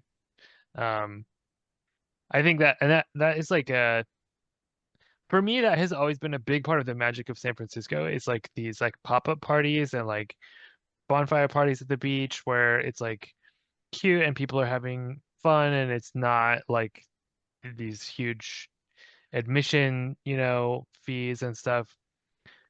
And I think like that is something that like a lot of stuff since COVID, um, it really hasn't taken off like it was before. Partly because the mayor was like, threatening people over throwing parties at the beach, right? Um, and I think like I mean, that mayor is such an. What is his yeah, problem with people throwing party at the beach? Is it because like the constituents or somebody who wants to like invest on the beach? Or I don't really no, know what's his problem. it was London Bridge. So basically they Yeah. the Department of Public Health released all these guidelines about things people should be doing that's safe during COVID. And they're like going to the beach is like the safest thing you can do. And so there was this group that put together like an event and they brought speakers and they had like masks and hand sanitizer and they were like repeatedly stopped the music and was like make sure everyone's 6 feet apart and you have the mask on and everything. it's totally fine, right? Like everyone in the world agrees that's like the safest thing you can do, and yet you're not like isolating in the dark by yourself. You're like in a group of people that is on the beach with wind and sun and masks, and the mayor was like, these people need to be arrested. And it's like you literally just put out a press release telling people to do this, you know? Um, Meanwhile, she's at like French Laundry. You remember that? yeah, yeah, yeah, Or yeah, like yeah. we Yeah. went to see like Tone in a basement venue somewhere in Yeah. Right. And these people Or were doing getting or death doing threats mani for like, petty with Netanyahu's wife. yeah, yeah, yeah. Really? Oh And well, she did that visit. Yeah. these people were getting like death threats like for a long time. And it was like it's like still traumatic. Like if it comes up in front of them, they like start crying. Like it's insane, you know? And it's like they were doing the right thing. And like that is something that we have in large part lost in this city is this like cute alternative, like free, you know, kind of nightlife that is not like charging a fee to see someone. It's like just hang out with people like you. And Totally. also really listen to great music. I mean, all these parties at El Rio, like there's some really good venues like El Rio. That's a venue that people should support all the time because El Rio is the easiest venue to work with and set up a party. And one of the best human beings I've ever worked with, but also it's a very community-driven place. And this is what's established like Heart French and Daytime Realness and Pink Wash, like my party, and other parties. And Seventh West in Oakland. So that's another venue to look out for. This is a really like, a very good venue. And I want to just say, when you talked about masks and safe parties, there is a new QT dance party. It's called Earth Angels. That a bunch of drag artists and trans folks are actually putting together, and it's also with a Clean Air Network, and it's a masked party. So if somebody wants to go, because a lot of people talk about like they really wish they have a mass party or like a COVID safe party for people who are very vulnerable, or they are more comfortable doing that. They should go to Earth Angels. It's the kickoff party is on September 13th, which is a Saturday. And if you want to know more about it, you should follow King Lotus Boy on Instagram or check out Earth Angels or go basically to 7th West in Oakland on September 13th, Saturday. 7th West has a very beautiful mural of Oh yeah. Kilani. Yeah. And so just remember, or follow the Clean Air Network. They always have lists of parties that are basically clean air or like clean air proof. And you could read more about this there. I like that Yeah. venue in Oakland. Yeah, Seventh West. Like, have you ever been there, CJ? Have you ever done like parties there? I'm not sure. I don't think I have. It's kind of near Mm. West Oakland BART. It's like 10-minute walk or less, I would say. But big Oh, outdoor area, kind of like an old warehouse kind of feel. Yeah, huh. with a huge outdoor space. I used to live right there. Um, Let me Google it. oh, it has a big Kilani. Basically, Kilani is this Patron gigantic saint. mural that she. Oh gosh, yeah, and she actually helped like pay for it. I think she paid for it to help renovation for the space because she lives in the neighborhood. Like she used to live in the neighborhood though, close by. I mean, I really love Kalani. If somebody has a favorite, Kalani's my favorite, like Yeah, Oh, totally. number yeah, Yeah. yeah, one. yeah. Yeah, I've been there. Yeah, it's super cute. They have like the big heart thing, right? I believe so, yeah. And they have like a huge outdoor space outside, And which like is really cute. drag brunch and stuff. Oh yeah. And Yeah, yeah, talking yeah. about spaces, also, Oh, if you live on South, oh, go ahead. Oh, sorry, I'm giving a I lot was of just gonna info. say, yeah, reporting back. I did like a little content on like was San Diego Pride uh, gonna like keep Kilani on the roster, and they did, which is good. Oh Because yeah. he's been like getting booted because of Israel, and And she it's doesn't give a shit. really absurd. It's really it's She so doesn't, dumb. Kalani doesn't give a shit, really. Yeah, no, I love That's that. that's solidarity. Yeah, I I I love love that. that I love that like it's 82% of Democrats now that agree. Right. It's like Yeah. wild. Keeps going up. Because to agree on what, sorry. On we shouldn't be, at war in this proxy war with Israel. Or you mean like give the money to? That's a No, bigger one. it's bigger than that. It's 82% of people think that the what they're doing is It's wrong. genocide. It should be Sorry. girl. It Sorry. took them Oh, a God, it's it so took them yeah. I know. Okay, we don't want They to agree that ruin it's bad. CJ's. They agree that they Yeah. should not be doing that. Right. Yeah. Uh, We don't want to ruin CJ's Oh channel. It's God, okay. I'm so We love sorry. you, CJ. it's It's okay. okay, Habib. Yeah, we need your voice on this like thingy that we have to work with. I mean, I I don't have care about my thing. You go ahead. I have been so I feel like some of my content, it's like, what does it even mean? Like it's like I'm using like this lingo that I would never use in real conversation to like get around the censors, which TikTok, I mean, it feels like by far is the kind of worst at you know, You not should see the red one. As they uh say, the red one. right. It's TT. it, Uh, it's wild. Yeah. Like Anonymous, Anonymous is asking you when are we gonna hang out all of us in the same place? Uh Is that a yeah, dog whistle? I want to do more events for sure. I'm planning on doing some more like live podcast things yeah. in the Yeah, fall. we need to follow up about that because we had started to talk about that. Yeah, One let's do thing it. I think we all agree we would love to do in-person stuff. So yeah, and I mean Um, I think it would be super fun to do. I mean, it's kind of like it's complicated like organizing things, but it would be cute to talk about things that are happening involving people meeting up somewhere and like there being a cute thing that happens on a regular basis. Um like let's have a Kiki. Let's have like a regular Kiki. yeah, like Dolores or something, you know. Or the I mean it's gonna be winter now, but allegedly we're gonna have a few weeks of summer finally, you know. Um I literally have never had a beach day in all the years that I've lived here. I've always Oh, been out of Oh, town when it happens. I'm keeping my fingers crossed for that, but CJ, come to Lisbon. are you there now? I am, yeah. Oh, It's isn't like it it's like like 4:30 in the morning, but I know. I really love you. I want to hang out. geez, I'm very jet lagged and I don't care because I'm coming back home soon. I'm Um, I'm nervous about leaving the country in the next year, you know, oh Really. gosh, yeah. just I mean, because like am I stupid? Like I feel like, oh, I was born here. I'm like, Asian and white. Like I feel like I'm not who they're coming for, but maybe I'm wrong. I think It doesn't matter. like they denied entry to people because of memes that they had on their phone, right? Right. Right. And I guess we all make the kind of content that they would Like come. they kidnapped Hassan, right?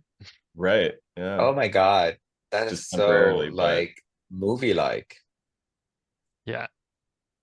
By the way, speaking of movie, like, have you guys heard of Eric Mays? mm-mm. If I think like Mm. it would be so interesting to do like a piece on this guy. He was like the city council person who won in Flint, who made it, who was the first person to be like, there's something wrong with the water, who was like in government. He won on that, and he was like the most aggressive like person you can imagine. Like he would just start like like shouting over people during meetings if they didn't want to hear it. Like his methods were like so iconic and so effective. And then also his like personal life is like made for a film. Like it's like wild the stuff that happened in his life. His Wikipedia is like so it's just the most fascinating read. And he just died like really young. Um, Oh, but he has like all these iconic clips people have probably seen. He said like when they go low, I go lower, right? And he's like when, oh, like he has a lot of really good clips and I think that oh someone said Eric Mays. he's so Yeah, cute. people should read his wiki. I think there's a lot that it's interesting today to reflect on the ways that, and we've talked about this before, but that like the tools of the right, the tools that the right uses so effectively, like this idea that like maybe other people should be using the same strategies and approaches, particularly the gerrymandering thing. It looks like it's going to be on the ballot in November. Mm. Um, and we can't say what you should do in regard to that, obviously, but the fact is that like Texas is trying to disproportionately represent people and erase the votes of others. And so a lot of blue states are saying, until everybody agrees to have proportional representation, we should be doing the same thing. So like the governor of New York has said that, the governor of California has said that. I did the math, and it looks like if all the blue states decided to stop actually giving Republicans seats and started doing the same thing that all the red states do and not letting uh, Democrats have any seats in red states, if blue states did the same thing, they would have like 75% of the seats in the House. So it's an interesting development. It's going to be interesting to see what happens. I have not like I looking at the comment sections, like generally Gavin Newsom's comment sections are like flooded with like raids from like people, like everybody in Arkansas has something to say in Gavin Newsom's comments, right? But like I have not seen that in the same way on this Wow. issue. It seems like there's pretty like just anecdotally from what I've seen, it seems like there's like really broad consensus. And so I think, we might see that in the polling later this year. Be interesting to see what happens though. I mean, I agree with you. And every time you say Gavin Newsom, I always think about his ex-wife. I don't know why. I can't remove her from my brain. Like, you know what I'm talking about? Yeah, I mean Kimberly Guilfoyle from Fox News, Donald Trump Jr.'s ex-fiance. She's She's now an ex now? Trump gave Is she her dating uh, Kanye? she she's not with him anymore, but Trump gave her like a little golden parachute or whatever. She's now the ambassador to Greece. My God, Trump. with his lips. No, but I mean it's I mean she has a high education in politics. Like she kind of appears dumb, or maybe she is. I don't really know, but in general, it's interesting. Because like she acts like an insane person. Like I feel like she goes from Gavin Newsom to Trump, the Trumps, and then I feel like the next one would be like Kanye West. You know what I mean? Or like Tom Hanks' son, the other son, what's his name?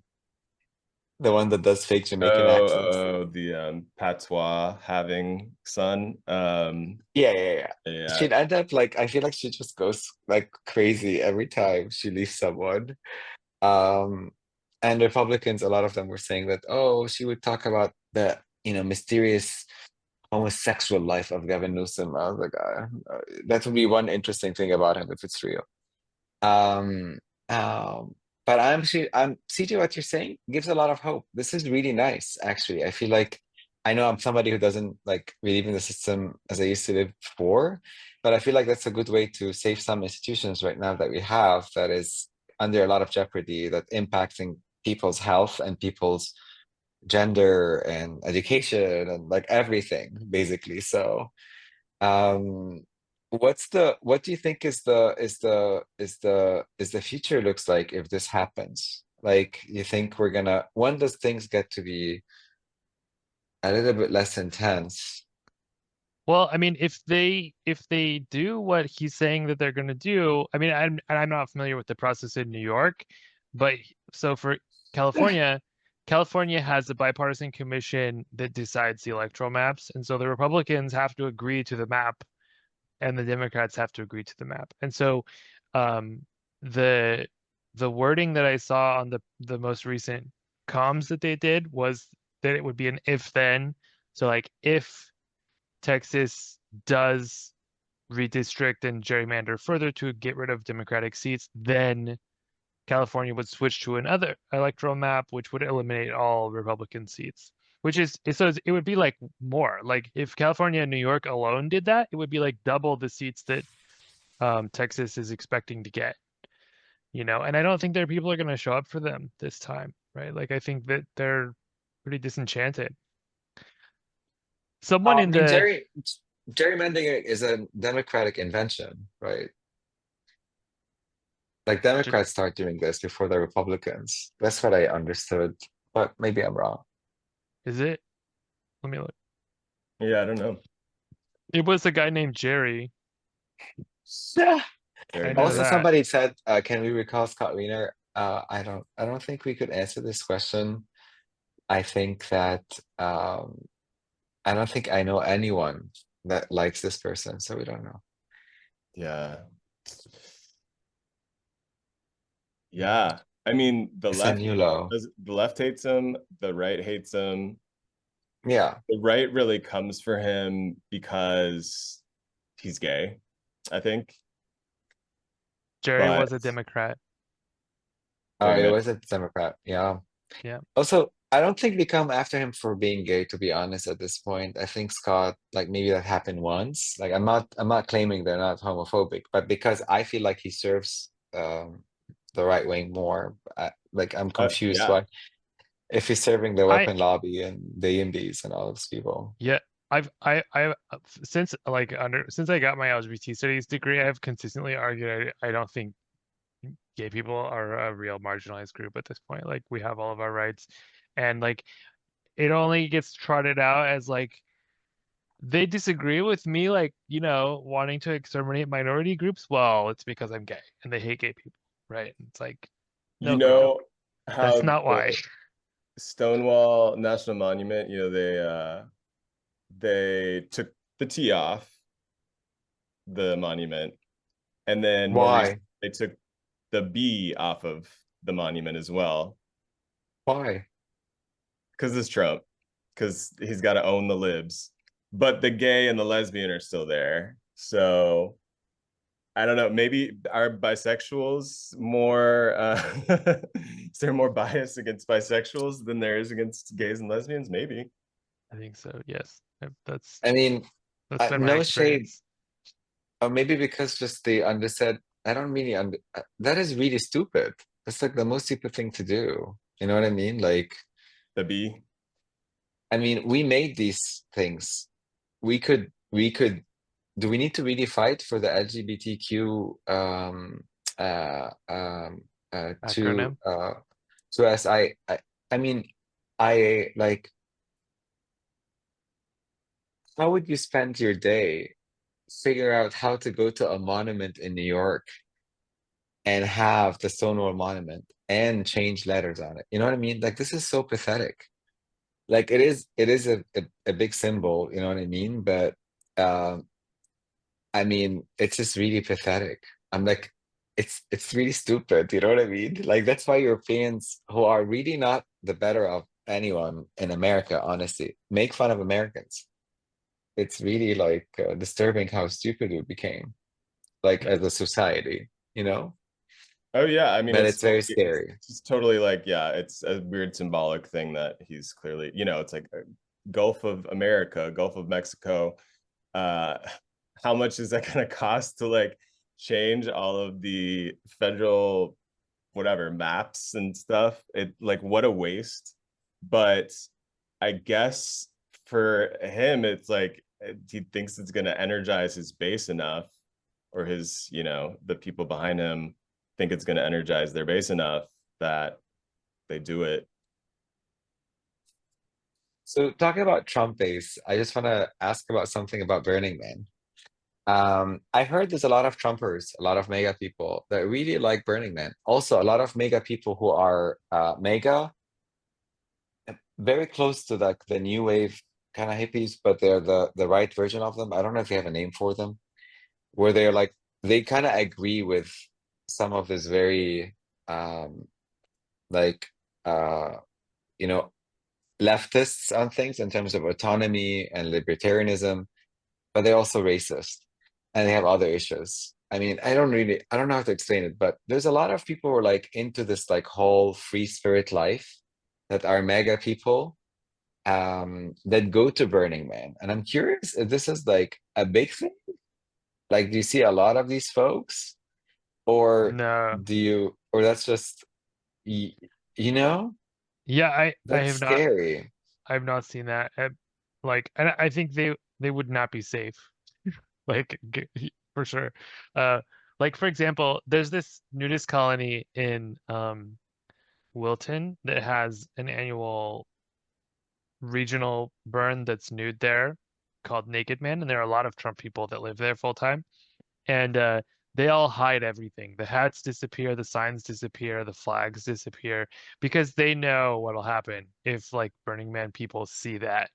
Um, like the fire axes will come out, like the infrastructure will something will happen, all the extension cords will get cut, like the water tanks will get cut. And like that's one of the things that I really enjoy about Burning Man culture is that there is this enormous appetite for direct action against people doing it the wrong way. And there's actually an email doing it wrong at burningman.org that people can send stuff to if there's somebody that's like doing something that's like not acceptable to the community, like trying to like sell like these like all-inclusive experiences of like somebody will set up a camper for you and like bring you food and whatever, and like you just show up and you have like this like rich people vacation kind of thing. It's like not only is there like they will kick them out, but also like you will see people like actively sabotaging them. Like if you're walking on the street in the middle of the night, there's like 20 people like in black bloc with fire axes, like cutting all the generator cords, like destroying the water tanks and super gluing all the doors shut. And it's like, I didn't see anything, right? And like that's like a normal thing. Like a lot of these groups that are doing that kind of stuff, like they will 100% get fucked with like intensely. So I'm sure they're there, but like they've learned, I think, to like be quiet because like people will do something about it in a way that like they don't normally. And CJ, what's your take on Chip Conley? I don't know who that is. Oh, okay. He's one of like the founders of Burning Man, and he's just really like this. Um, where did Toshita go? Oh, it's right here. Oh, did he disappear? Did we lose Toshi? No. Hello. No. Hi, Habibi. Yeah. Okay. We'll have another chat about Chip another time. Uh, But if anyone wants to know about Chip, they could go to my page. There's a few things about this lovely group that he's part of. So I also like I also wanna like share with people that we have like Folsom is coming up soon. And I'm curious, CJ, if or Toshi, if you know about some of like things in Folsom that people should be like going to, that's the nice equitable events. And also, what's the take on Folsom and the whole leather district right now? Like, I'm just curious. I don't know a lot, to be honest. I know that they were, collaborating with some people that we don't like, but I'm curious, like, where are they with all of these things, and whether or not before, people should support Folsom. Yeah. yeah, before we get to that, someone asked a specific question of what would it take to recall Scott Wiener? So the process in California is actually very interesting. This is one of the tools that I'm always arguing people, you know, ignore on the left and use actively on the right. Like people on the right are always eager to recall anyone who wins, and that's like the purpose of recalls is to like let minoritarian rule happen, so that people who only get 20% of the votes somehow are allowed to decide who's in office. So that's the rule. It's 20%. If you have a person who's elected to office, in order to remove them from office, you need 20% of the vote from the election that they won on a petition. And so that ends up not being a lot of people. In fact, the person who lost to him got more votes than that, was 22%. Um, and it's half that for the mayor. It's 10%, right? So like we have a mayor who won in the 14th round of ranked choice voting. Like this was everyone's last choice on the ballot. People here apparently are unaware that like you don't have to rank everyone that you don't want to, right? Um, and so it's very easy to recall people, and only the right is using it. But it's almost always the case that the margins, because the right is so unpopular here that they're getting 10, 20% of votes in elections, and that's why that's the threshold, so that they can recall whoever they want. So it's 10% for the mayors, 20% for state senate, and that's absolutely something that is an And option for and people. and may I also add that the right, when you're referring to the right, you're also referring to like a big percentage of the Democrats too, because people assume that the right are the Republicans. Actually, no, they're not. The right is Republicans are basically the far right, and the Democrats are the right. The And we have the some progressives of them. the difference But is I though, when there is a recall, they have to then vote for the recall. So if these people who are potentially being recalled become unpopular before that, then they will tend to lose the recall. And also like you have lower turnout during recall elections. So and the reason why I'm saying this also, CJ, is because with Chesabuddin, who was like a progressive exactly. attorney Yeah. general, Yeah.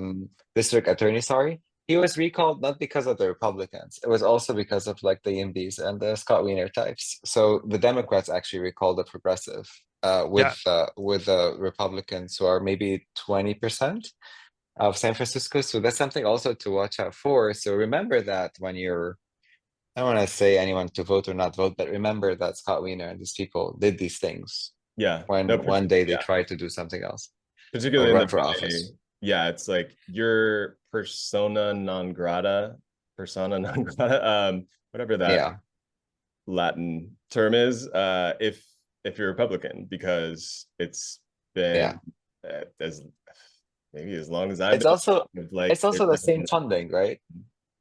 an official Republican in office, in the mayor's Running office. running as one. Yeah. Yeah, Pius Lee famously said, "You're either a Democrat or you're not part of the conversation." But that's why people on the right call themselves Democrats in San Francisco. But I mean, it really feels like that way for outside the Bay as well. I mean, everyone, Yeah. the the difference between the Mhm. elected Democrats and Republicans is just And and you know what's interesting is because, like, for example, with London Breed, people voted for her just because she's a black woman. Like a lot of liberals, like there's a lot of uh what do you guilty call white it? people. Yeah. Yeah, yeah. But actually, she took money from the Nixon family. Like that was one of the biggest donors were the Nixons, and a lot of very big, like the people that are pretty much like that fund the Republicans, including APAC and everyone else. So what I mean by that is like she's a Republican. Like it's the same funders, in this country. Like whatever you're gonna do is based Yeah. on that. Although she's a black woman, so I mean, just remember that like if a gay man who's very tall and very specific and really unliked because of the miserable things he has caused to the community for a very long time was running for office, remember you don't have to vote for somebody because they're gay. Also, there's like Uh, Matt Dorsey, Of, who's of like course. I think like one of the really interesting things in the last couple of years has been the furthest left voices are suddenly very anti-identity. Like in particular, a lot of these like very popular like post-structuralist philosophers like Zizek, for example, very anti identity politics. And I think a lot of people have been for a long time because it's so often used as a way for people on the right to masquerade as, being for like London Breed. Every speech started with, I grew up in the projects, and then it somehow ended with, and therefore we have to exterminate all the homeless people. And it's like, bro, like what is the connection there, right? And you have like Matt Dorsey, who like runs on like being a gay cop, and then is now like, we need to take away equal rights for gay people. And it's like, what? Right. And I think a lot of people see the same with like, like Clarence Thomas, right? Being like Rosa Parks wrote an open letter. Like if he gets confirmed, he will make it his mission in life to like end like desegregation and anti-miscegenation laws and abortion rights and all of these things which he's now spent his life working on, right? Like just because he has this identity, it doesn't make him a good person. And I think that's something that we like always have to watch out for. And it's a big part of, for me, the inspiration of like the name of this nonprofit is that, like I saw, as someone before I lived here, I saw the Castro as this like promised land, right? Where it was okay to be a gay person. Then you get here and it's like, oh, most queer people like use Castro gays as a slur. Like Hmm. it's not a good thing to be like, right? It's like the people who don't care what happens to everyone who's not like them and like what the impact of their actions is. Um, And they're it's like, allowed to be misogynist because they're gay. yeah, Yeah. totally. Exactly. Yeah. So I think it's interesting. It's interesting times. It's interesting times for identity and for, for like you mentioned performativity theory. I think like that's a good lens to see it through. It's like I don't care how someone identifies. I care like what is their actual behavior, right? Like what are they Hmm. actually I doing? agree. And and also when you said about the Rosa Parks open letter, I actually didn't know about this, but that reminded me of like why you never endorse politicians or anyone who's running for office. Because if Rosa Parks got it wrong, like, No, no, no. She got it ima- right. She got it right. that he will do good things or bad things. I No, that misunderstood maybe. that he would be like very, very bad. Oh, okay, She cool, cool. I predicted mean, everything. She accurately predicted oh, everything he went on to do. but that's why you criticize, but you don't endorse.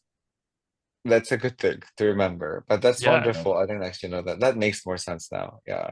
yeah, I was like, oh my God, he like, if Rosa Parks got it wrong or got it right, like, so that's why I don't do yeah. any I mean, she was endorsements for a politician. she was like a professional organizer. She was like like a lot of people think the Montgomery bus boycott just kind of like came out of nowhere, but it's like no, like they were like really, really well organized and working and planning for years to make all that happen. Oh yeah. Oh yeah. That's really cool. That makes sense more. Makes way more sense.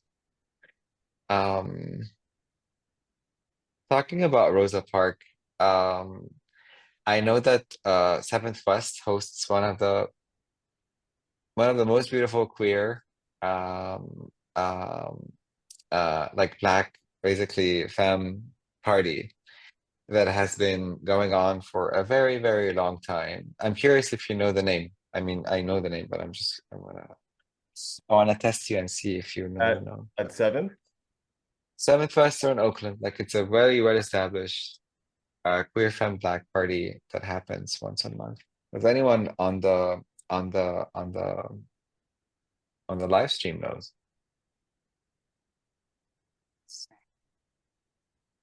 And let people I give some people some time while Yeah. they do that.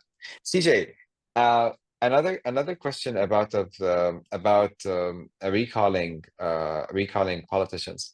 One of the things that I learned because I was trying to recall Rafael Mandelman, and that was like what I was planning to do a year ago. Nice. 2 years ago. But then they told me like, well, he's gonna be out of office soon in 2 years. It's like termed out. But also recalling is really bad because if the recall fail, the like there's a bigger opportunity for like the opposite party to basically discredit the person who, sorry, it gives more power to the person who has been recalled and you failed to recall them. Like And Gavin. also it is very expensive. Yeah, like Yeah. Gavin Newsom, for instance. But I'm curious, is it that why the left doesn't use this? Because they just assume that this is like, let's just, go through the two years and then they would be out of here and we don't have I to think, cause a lot of like trouble to run. yeah, I think there's this like sort of lack of Sorry, not the left. I Machiavellianness. mean the Democrats, sorry. They're not the Right. left. I mean the Right. Democrats. Yeah, yeah. Like, okay, so like take for example the idea of proportional representation. If we are people who believe that proportional representation should exist in the country, right? That like the actual breakdown of how people are voting in each state, it should be reflected in their congressional delegation and the way that their votes are contributing to the like electoral college, etc. That or we should just not have one, but like we should have proportional representation for people. If we believe that, um, and we have a choice, do we want to do it now or do we want to demand it everywhere, right? So like it has been a great strategic error of democratic states to not do what the red states are doing and maximize their ability to enact nationwide policy to say this is a nationwide policy. And it's this like Gavin Newsom actually gave a really good version of this argument recently that I found really compelling, which is like if we believe that there should be proportional representation nationwide and we only do it in blue states, we are only guaranteeing that it will not happen nationwide, right? Like we should take the seats in the same way that the other party does, and then have it nationwide. And it's, I think, kind of the same thing where, like, if we believe in the democratic process, unlike the right, we should respect the results, right? Like, I think you saw some people after the last election coming up with, there are all these like viral conspiracy theories about like something untoward happened. We had a really long conversation about this on Saturday. That's I think I posted it. But like if we identify as people who believe in democracy, uh, it's sort of not in our nature to leverage anti-democratic tools to achieve democratic ends, right?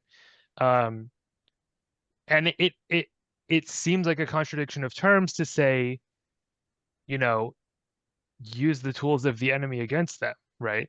But like if your goal is to like feel good about California, that's one thing.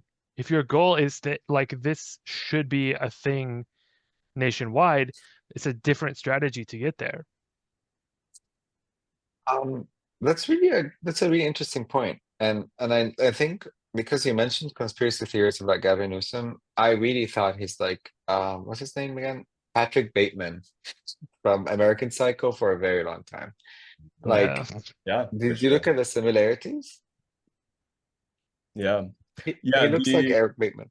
on Mission Local, I think maybe even just today, I noticed they ran something about recalls because Joel Engardio is maybe going to get recalled from the West Side over the Great Highway Yeah, the guy's opening an up. asshole. And Sorry, I shouldn't say he's that. another one of those three gay guys on the supervisors that is just, you know, awful. He was one of the people that led like the school board recalls and like helped with the Chesa recall as well.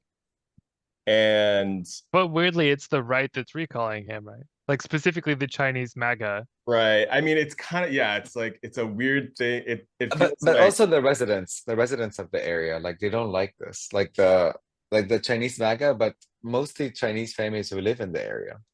yeah, I mean, it's like kind of, I really don't give a shit. I don't really care one way or another. I haven't been to that park I'm not on Great I Highway love this park. ever. The new one. I love this park. I love this park so much, Toshi. You have no Oh, idea. you went. Also, oh, a lot. I go with Zach all the time. They basically just, it's really nice because it's just allows like life for people, but also like wildlife. Hmm. You know what I mean? Because the amount of like, you're just giving some peace for some animals to survive. You know what Yeah. I mean? In a place that is not scary to them. And I see a lot of families that go there from all around San Francisco. I also have a feeling that maybe you're right, CJ. I'm so sorry. Maybe it's not the Chinese families. Maybe it's the real estate development. I'm curious, like if that would be the first thing that I would think about this highway is the real estate development Well, that companies. there's this like whole subgroup of literally like people who have like MAGA hats that are written in Chinese. Like it says "Make America Great Again" in Chinese on the hat, and they're making all these videos talking about how like they're destroying Chinese businesses by building this park. And that same argument was being made by people on the right in Chinatown after the Embarcadero Freeway was removed, and it had exactly the opposite effect. And this is a consistent pattern across like cultures. Like the really famous example is Peñalosa in Bogota, who did like slow streets. So he like closed some streets to through traffic, and businesses were like throwing a fit about it and threatening to get injunctions. So he just came in on like a Friday and like dumped trucks full of asphalt to just block the road. Hmm. And then by the time that they were able to get an injunction and like hire bulldozers, they actually realized it was good, and they that he was right, and it is actually better for business to have people walking instead of driving, because they're actually stopping. And it's like this, there's this naive intuition that a lot of small business owners have that like car traffic equals business, when in reality, if you have a shop, it's foot traffic that equals business, and parks bring foot traffic, and replacing uh, a highway with a park is going to be better for business. I mean, small business owners are, it's sometimes, I think, to the right of Yeah, CEOs of major corporations. That is like for another time. But yeah, totally. that recall kind of has been on my mind a little bit. But this, I'm uh, so happy, honestly, he's gonna be recalled. I yeah, hope no, to succeed. he absolutely deserves it. He like queen of recalls, Joel Engardio, probably gonna get recalled. The Yeah. article from the Mission Local today, though, noted that prior to 2022, San Franciscans had only voted once in the history of the city to recall an elected official in '83 when Dianne Feinstein was mayor, and she beat an attempt to remove her from office because of a pro-gun group, the White Panthers, I guess, over gun control. Really? It's called the Wow. White Panthers? Ugh. So then, yeah, then you had another, what, like probably 50 years almost, till these more recent recalls, and now there's like this wave. Um, the article they're talking about, so they had it at our least favorite venue in the city, Manny's. Never go there. Um, and it was Joe Eskenazi at Mission Local talking to a couple of political consultants, and their kind of spiel like was talking about how like recalls are now a thing we live with, which is really annoying. And I mean, it's annoying coming from them, like whether or not it's true. Yeah, like another thing, because these are two people who make their living, they're political consultants. They make more money if there's more recalls. So So because we brought it up and we didn't explain, I looked up the White Panthers were is actually a good thing. It was Huey P. Newton argued for the creation of a White Panther Party to have like white people advocating for the issues that affected the Black Panther Party and Black people more broadly. yeah, And yeah, Feinstein, this was shortly after she put the Confederate flag up at City Hall a bunch of times. What? yeah. Yeah. And it I wasn't didn't know until she's insane. yeah, yeah. So she kept putting it back up. and then like the Black Panthers came and took it down, right? And she did it 3 times until they brought a plasma torch and just cut the flagpoles down. And then she stopped doing that. But then shortly after that, she tried to ban guns, Got it. which is like obviously, it's Why would a Jewish senator why is a Jewish person in general put a Yeah. Confederate flag? Because, the Confederate flag and the KKKs have attacked Jewish people. They're very anti-Semitic. I'm just confused why a Democratic, like, I know this happened in like years ago, It's but I'm demented. just Yeah. very confused. Why would you do that? Are you crazy? Just Like, conservatism and like, yeah, I don't know. they Weird killed Har your respect for people. decorum You and know what I Harvey mean? Harvey had a lot to say about why she was the way she was. Uh, Oh, yeah. and so she tried to ban guns, and then the White Panthers successfully petitioned for a recall, but they lost. She won with yeah, 82% of the vote. of course, yes, yes. I don't for some reason. I mean, Joe Eskenazi at Mission Local, he's not my favorite. He just says, yeah, sponsored by the pro-gun group, the White Panthers, is how he cites them, which is interesting. Wow. Yeah, I mean, of course, yeah, they're known for being like an ally group with the Black Panthers. So They were there's in the Rainbow so many other Coalition. ways you could describe them. Yeah. Yeah. Yeah. So I know I wanted to give some really cute updates. I know we're coming up. Are we done? I've been Yeah, over just two about. hours. We're a little over, but it's okay.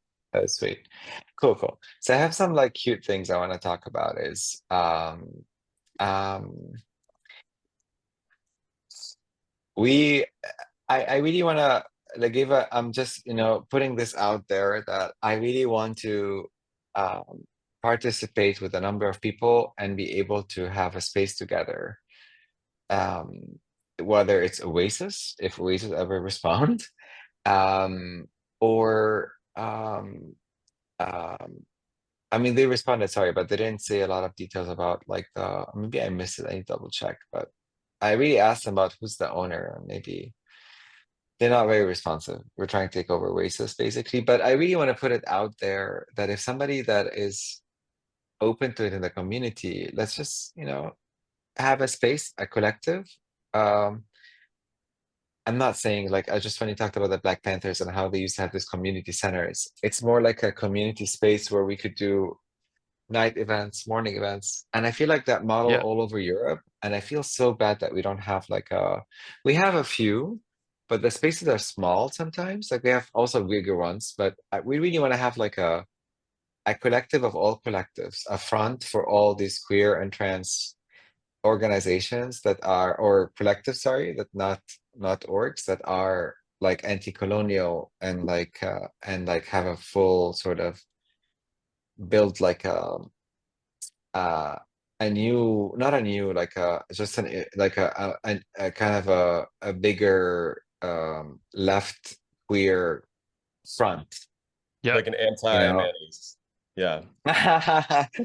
That's like 100%. And anti any other forms of like corrupt money trying to, take care of the city and abuse resources in Yeah. general. But in general, like not corrupt money, it's like money coming from like the AstroTurf network, The other thing as they call it. the other thing too, I think right now is like there's a huge opportunity in particular with what's like with Phil's going away. Um like there's not The Phil space. the whole company, yeah, of uh, Phil's. Are Did you they hear about selling that? it to this? I There saw Tushi actually talk about this. So they're Can you being can we there's bought talk by about that? private equity, or the brand is at least. I don't. Yeah, maybe. no, It hasn't been I'm voted not. on yet, but Yeah, I it's don't know probably if gonna. are they just selling it off immediately, or are they gonna like slowly drain the life out of the business over years? Well, the deal would erase all stock. So like all of their employees so far have been paid in stock, and they're gonna erase all of that. So like nobody is going to keep fucking working there, right? If Yeah. you like a deal like that, private equity has some interest in the assets or the brand, and they're going to like strip it and close them all, and strip the assets and sell it. Like that's the private equity playbook for something Yeah. like that. Um, but it like even if it doesn't, I mean, I was very frustrated with the one in the Castro because like, um, I asked after the one on Gilman unionized, I went and asked at the one in the Castro, I was like, are you guys thinking about unionizing? And the person was like, oh no, they closed the one that unionized, and I was like, no, they didn't. Like I was just there, and they're like, no, yeah, they did. It's closed. Like they had to fire everyone and blah blah blah. I'm like, that is absolutely not true. Like, are you a manager here? And he's like, yeah. And I'm like, it's a federal crime for you to tell a lie like that, Hmm. you know? Uh, and so that since then, I've not gone back to that one. But it's always been like a problematic culture in some of the Phil's locations to me, which is wild because like Phil's is like from where it came It from to used to what it be. is. Yeah, yeah. So Yeah, that's like actually a good point because people, you should not be buying fills thinking it's a Palestinian business. It's not anymore. Like right. it's not a Palestinian business, period. It was made by a Palestinian man. And also not because it's Palestinian, it means it's good. You know what I mean? Yeah, Like Yeah, these could be one like kind of horrible. one yeah. of the big Palestinian creators on TikTok just came out as like being right wing, and it's like, what, like how? Yeah, like Right. yeah. I mean, Who's the I don't. president of El Salvador? What's his name? Also Bukele, Palestinian. The dude that's like, come Bukele. use my like super prison for He's everything that Palestinian. ICE is taking. I think he's Syrian. I mean, he has like an Arab background. I thought it's Syrian or Lebanese. Uh, well, Um, so like my point is though, like I think there's an opportunity for like something cute that's not evil, right? That's like not doing any yeah, kind of distasteful, I don't know. And also like food, like so many of these places like don't like there's literally nothing at Phil's that's gluten free, for example.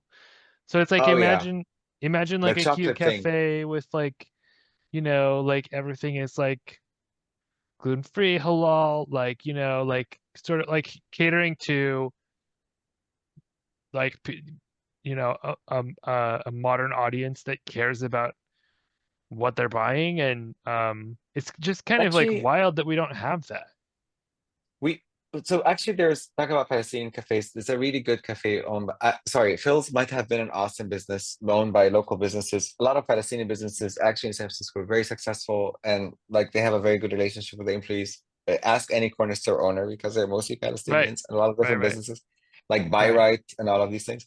But in general, like I think that Yafa Cafe in Oakland is a Palestinian business and it's really good. And maybe what we could do is do like something like that, or bring Doing someone like doing like programming there.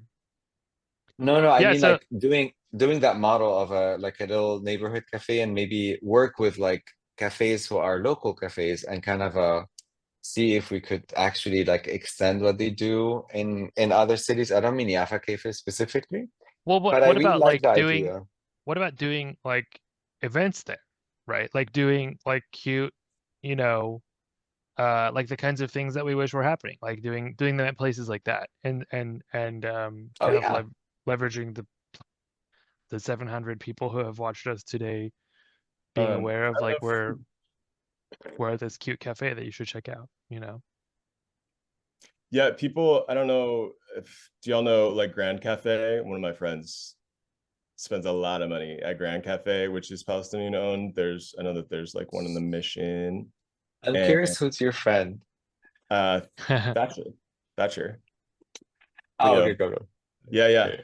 Oh, I Cleo. think they said like, yeah, they've spent thousands of dollars for sure over the years there. I think they pulled up like the receipts recently of all of the like they have Wow. using the same service for all their like receipts, and they were able to determine that recently. Anyway, also Jerusalem Cafe in East Bay. which is being sued by the DOJ for, anti-Semitism, but it's like it was, Can I tell you what happened? yeah. Did you know what actually happened? Yeah, I do, but maybe not everybody will know. Okay, you could just tell people what happened because this Jerusalem cafe. Why is that person? What actually happened? Like, if you want I to share mean, that. it was like somebody like a huge fan of Israel going in and basically uh baiting. Like it's a situation where fans of Israel can do anything that they want. They can go into any cafe in the US, and such is not the case for everyone else. Like not everyone's going to be treated with the reverence that apparently fans of Israel want to receive when they enter a cafe. And so it's, to me, it sounds like the person was like baiting. No, so the person came in. He was served the coffee. He came with a hat that has Israeli flag on it, and he was like really talking very loudly about how much he loves Israel and harassing people. Like he was Yeah, harassing people in the cafe. He's not just, because usually fans of Israel, they don't just sit down. You know what I mean? right. And then the person served like he was served. I don't think he actually paid for even his drink. And then the owner told them, "You just need to leave right now." Yeah. Like after serving them, so they didn't actually deny serving them, and it became a whole thing. That's why I say Give baiting, because it seems like this person went into the cafe and with the yeah, intention of making yeah, them seem anti-Semitic when it was yeah. really not the case. Let somebody go into a Jewish business with a Nazi hat. That's how it feels. Yeah. Like that's how if the Jewish person reacted to that, like, Uh, you know what I mean? Imagine this happening. Imagine this happening. totally. Somebody went with a Nazi hat into like a Jewish business. I But mean, it's a horrible yeah. thing. Like, don't do that. This is a horrible thing. I'm not like this And is then extremely anti-Semitic and racist. they just asked him to leave at that point. It's like, no. Yeah, and they were like, "I served you. Can you just leave, please? Like, stop harassing people." And So that's what yeah, that's what another one happened. of those absurd things that, yeah, 2025 it will be remembered for, I hope, if they don't erase the history completely. But yeah, so Jerusalem Cafe, I think it's in Oakland. I haven't actually been, but apparently a lot of people have been going by and supporting them because of this absurd lawsuit. Yeah, but on the good news, it seems like they might actually win the lawsuit. The community Oh, is cool. great. And one thing to know about Arabs is that we really have a lot of lawyer cousins. You Sure. always have a cousin who's a lawyer. You know what I mean? Especially Palestinians. You know how many Palestinian lawyers I know? Almost all lawyers I know are Palestinians, except like a few of them. So there's a lot of like sort of support from the community. And I think actually going back to also what CJ was saying, what you're all saying about this like collective, is having part of it is this cafe, as you mentioned, CJ, that has like, different things. And at the same time, the space is used for other things, like workshops, how to make fans. I'm just making, Yeah. making it up. By the way, fans are great for like people who doesn't want to be discreet about having signs to share their point of view and opinion under their constitution, Ah, the right of the constitution, um, ah, clever. because they're very easy to put. If Yeah, you have a big yeah, sign, it's huge. But if you have a fan, it's like opens up. And then also it's a camera moment. So imagine in a fashion yeah. week, somebody were like walking and then, you know what I mean? And then that's like just say a statement. Um, Doing the think really about obnoxious fans. noise with it. Oh yeah, the noise. Also hiding from cameras in case you want to be like you want to protect your privacy in a public space.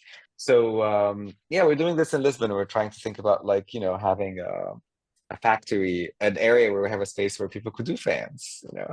But there's something like this. You could do fans. You could have play parties. You could have a dungeon. Maybe that's too ambitious, but you could have like a salon. You could actually, CJ, you could go live stream on there. Yeah, yeah, That'd be so cute. And we could hang out and have like a little like NPR wait, wait, don't tell me moment where people are like in the audience watching us. yeah, yeah, yeah. That'd be cute. And then, also promoting like places that deserve to be promoted. And so, I also got a recommendation for Timos Cafe on 24th and Harrison, Palestinian owned. Cool. Pemos. Hmm. And yeah, before we log off, I guess, yeah, might as well let people know tomorrow there's going to be a vigil for Uda Hathaleen in East Bay and at the Lake Merritt amphitheater.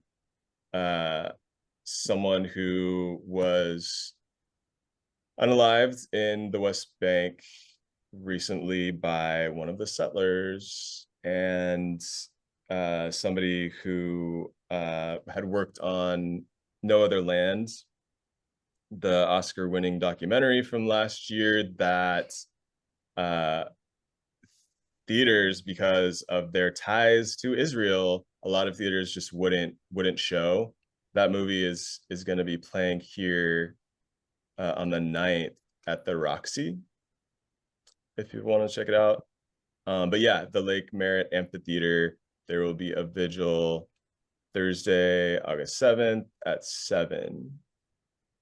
And some friends are going to be there. I won't make it, but yeah. Yeah, and that's just the Arabic name is Auda Hathaleen. Auda, thank you. Yeah, I should have asked. I should have. No, oh come on, it's very hard to say the ayn, but I just wanted to Thank pronounce you, it. Auda. Auda. Auda. Auda. It's gonna be hard, but I mean it's I'll also practice. like oh my gosh, yeah, like sorry. And no, Habibi, you're fine. But Auda Hathaleen is from Misafir Yatta, and I don't know if anyone knows about this, but Misafir Yatta, you know what? I know it's okay. We don't have to do this for people. Most of our audience already knows a lot of things about Palestine. But when I read more about this, you could just Google the documentary that you mentioned, Toshi, and I think they have a really good idea and learn Yeah, more. no other land. And if you're there and you want to get some honey bread, Oh, honey cheese bread that you could soak in honey. I don't know what they call it. It's like basically like a fingered bread that has sour melted really nice cheese in it, where you take it and like soak it with honey and then drink some really good tea. Go to this Yemeni place, Yemeni cafe in also Oakland. That I'm trying to figure out the name right now. I don't know if you know what is it called? Alizini? Oh my do you God, how guys did I sorry, Sana, Sanaa. Sana House is a great coffee place to get this, and also it's Yemeni owned, and it's one of the really good places to just hang out with people. And I did a lot of processing there, to be honest, and they're very sweet. Go ahead, TJ. Sorry. do you guys know the the chain that's called Up for Days?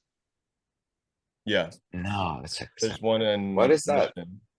It's like everywhere, and I always had kind of I'm not exactly sure why, but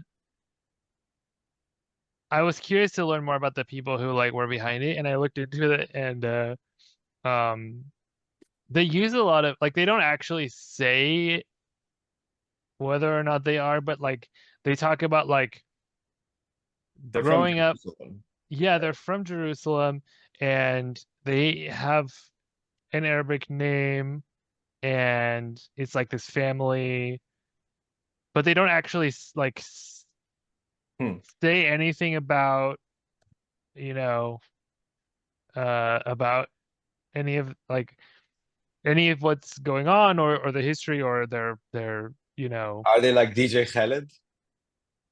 I don't know. I mean, and Yeah. on the one hand, it's like I totally get it. Like if or or is it you know not is the answer not good, right? Um, yeah, just wondering Uh, if you were aware of them. I know, Stacy? I know. Up for Days, the rapper. Is that what you talk about? The It's like it's an album by Belly, the rapper Belly. That's what I know about. There's a Uh, rapper called Belly. They're Palestinian Canadian, and they have a mixtape, and the album name is Up for Days. But maybe it's oh, a coincidence that the rapper is Palestinian and that business seems like also like oh wow. Palestinian from Jerusalem. Yeah, Maybe maybe we there's just a like that. connection. Yeah. Huh. I Yeah. really think if you're wealthy and you're Palestinian and you're not talking about this, aka DJ Khaled, you're a piece of shit. Like so, you know what I mean? If you're somebody who doesn't care shit about money and you have wealth, you're a Yeah. piece of shit. Because Well, I Kilani, don't if Kilani could do it, I like don't Sure. know if that they Kilani could do it, yeah, yeah, go I ahead. mean I don't know that they do in this case. But it's like a For cafe. days versus not DJ Khaled. Yeah. Yeah, yeah. Yeah. Yeah, yeah. But they seem But nice and I don't know. I mean, honestly, also there is something about requiring from Palestinians who are actually surviving, anyways, as you mentioned originally when we started the live stream about this like feminist idea that you survive, to take on the responsibility of talking and like talk about the genocide of their own people, which is something like they don't expect from white people in general, to be honest. Like you don't go ask every Ukrainian like pop star Right, why you're not right. talking about Ukraine, you know?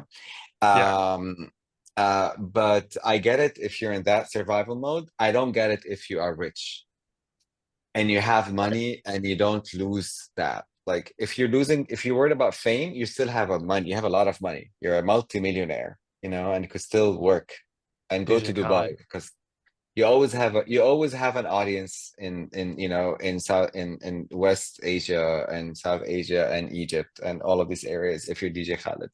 Like there's Yeah. ways to expand your audience. Yeah. But that's the one I'm really confused about because they have a platform that they could actually influence things or produce things. You know what I mean? It's just Yeah. I'm just very disappointed. Yeah. It's like Beyonce, you know what I mean? Yeah. I mean, a lot of people that could, and especially now when it's like, I mean, even Even Scott Wiener. conservatives are like, even Scott Wiener. Yeah. Scalia all of a sudden is like became a hero that so cares about Palestinians. All of a sudden, you Yeah. Did I know? tell you when we in undergrad we had Layla come give a speech? I think if Oh we say well, I think as long as we don't say her full name, you yeah. definitely That's so cannot wild that you say can say it. She's definitely related to cannot the say her. DJ. She has a Yeah, different. Oh yeah, yeah. yeah. But we had her give a speech at SF State when I was in undergrad there doing racial resistance studies, and Scott came and had a candlelight vigil outside, uh, Wow. like to protest the event, and it's like, I mean, Scott is actively working to erase Palestinian studies and Yeah. history, and even where a school teacher shows the historical yeah, accurate plan of map of Palestine, 1948 Yeah. Palestine, it they would be could a literally crime. face a felony Yeah, yeah, for yeah, teaching kids.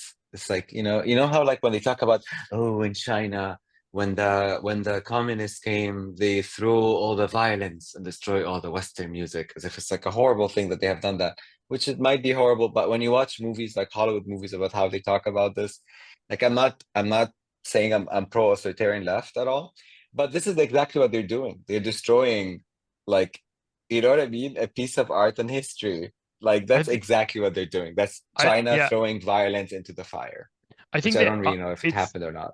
it's almost always the case that the kinds of stories right-wing people tell as criticisms of the left are not things that the left actually did or would do, but what the right wing would do in their place. Yeah, like come on, guys. However, you can't really erase history this Yeah. way. I mean, it's absurd. It's so absurd. They To make did it a that with indigenous felony, people. Yeah, to good. make it a felony to like teach accurate like historical maps or But facts, or even to talk about current events in an honest and factual way, to make it a crime. It's just insane. I have a calling. It's not like a stoner thing, but I have a calling. And hear me out. When you talked about this for a moment, I had not a calling, sorry, like a like something just kind of made sense to me. I really Epiphany. think what epiphany, yes, thank you, Habibi, Habibi, Habibi, Doshi. But I think that I would not be surprised, and correct me if I'm wrong, because I'm not an expert in in like the history of American genocide beyond like the main themes. But I mean, sorry, the indigenous genocide in the Americas. Yeah. But I feel like the way they are not stopping kids from learning about Palestine is the same way they used to like stop natives from learning about their own culture, and then really kind of erasing the indigenous culture and the genocide that happens in your own curriculum. So I feel like it's not a new thing that the US would like do that, Yeah. but the new thing is that they would do it on the behalf of another colony. Because you know what I mean? They would speak about the Portuguese colonization of Brazil, Absurd. how horrible they are, and the Spanish and all these things, but they would not really talk about American colonization. But the surprising part that they would do that for Israel on behalf of Israel, which is insane to me, you Yeah. know? Yeah. And Scott Wiener, who's like somebody who, got the advantage of higher education in very good institutions as somebody who's a trust fund. It's like unfair for him to deprive others from free education that he have, you know what I mean, have studied himself.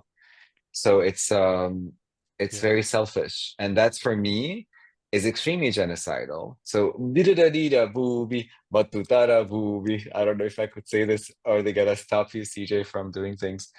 But that's not the term, sorry. Is it? Oh, it's one of them. Okay, sorry. Okay, we don't I want to don't. we don't want to shut down CJ, but it's okay. But that's very much about erasure of people's like culture and ethnicity in general. And if you would not like that person for that only reason, they has a lot of other reasons. Like, but that would be enough. Yeah. I'm Yeah. writing an open Gotta letter go. for Gotta go. So we're at 2:30. Yeah. I It's want to say you are amazing. Love you, Mama Ganuush, for getting up at the who knows what even time it is there in Lisbon. yeah. I, But I'm so happy. I miss you. I 5 miss hours you all so long. much. I'm sorry I Yeah. missed the gay day. Thank you for having me and being Next so year. patient. It was cute. Next year. Yeah, yeah. Or Next can we year. have access to the property? And just kidding. Okay. Yeah. It's federal. It's always the nude beach is always there. So it's federal Oh, land okay. and it's free, you know. Do you promise you're gonna go with me when I come back, CJ and Toshio, to I'm there like, like once a week. Yeah, in okay, the can I summer can we go I together should next go. week? Sure. Yeah. Can we go in September? That'd be really cute. Yeah, yeah. Yeah. Okay. That would be nice. It's like 110 right now, so like September would probably be nicer. Yeah, yeah, 100%. Um, Yeah. Cool. um, I love you Well, Bye. all. see you I You love you, guys next too. everyone. week. Thank you for joining with us. Zai, I saw you. I love you. Thank you so much for being with us this entire time, Anonymous and a few other people. Yeah. Bye, baby. Bye. See you guys next week. Bye, Habibi. Bye.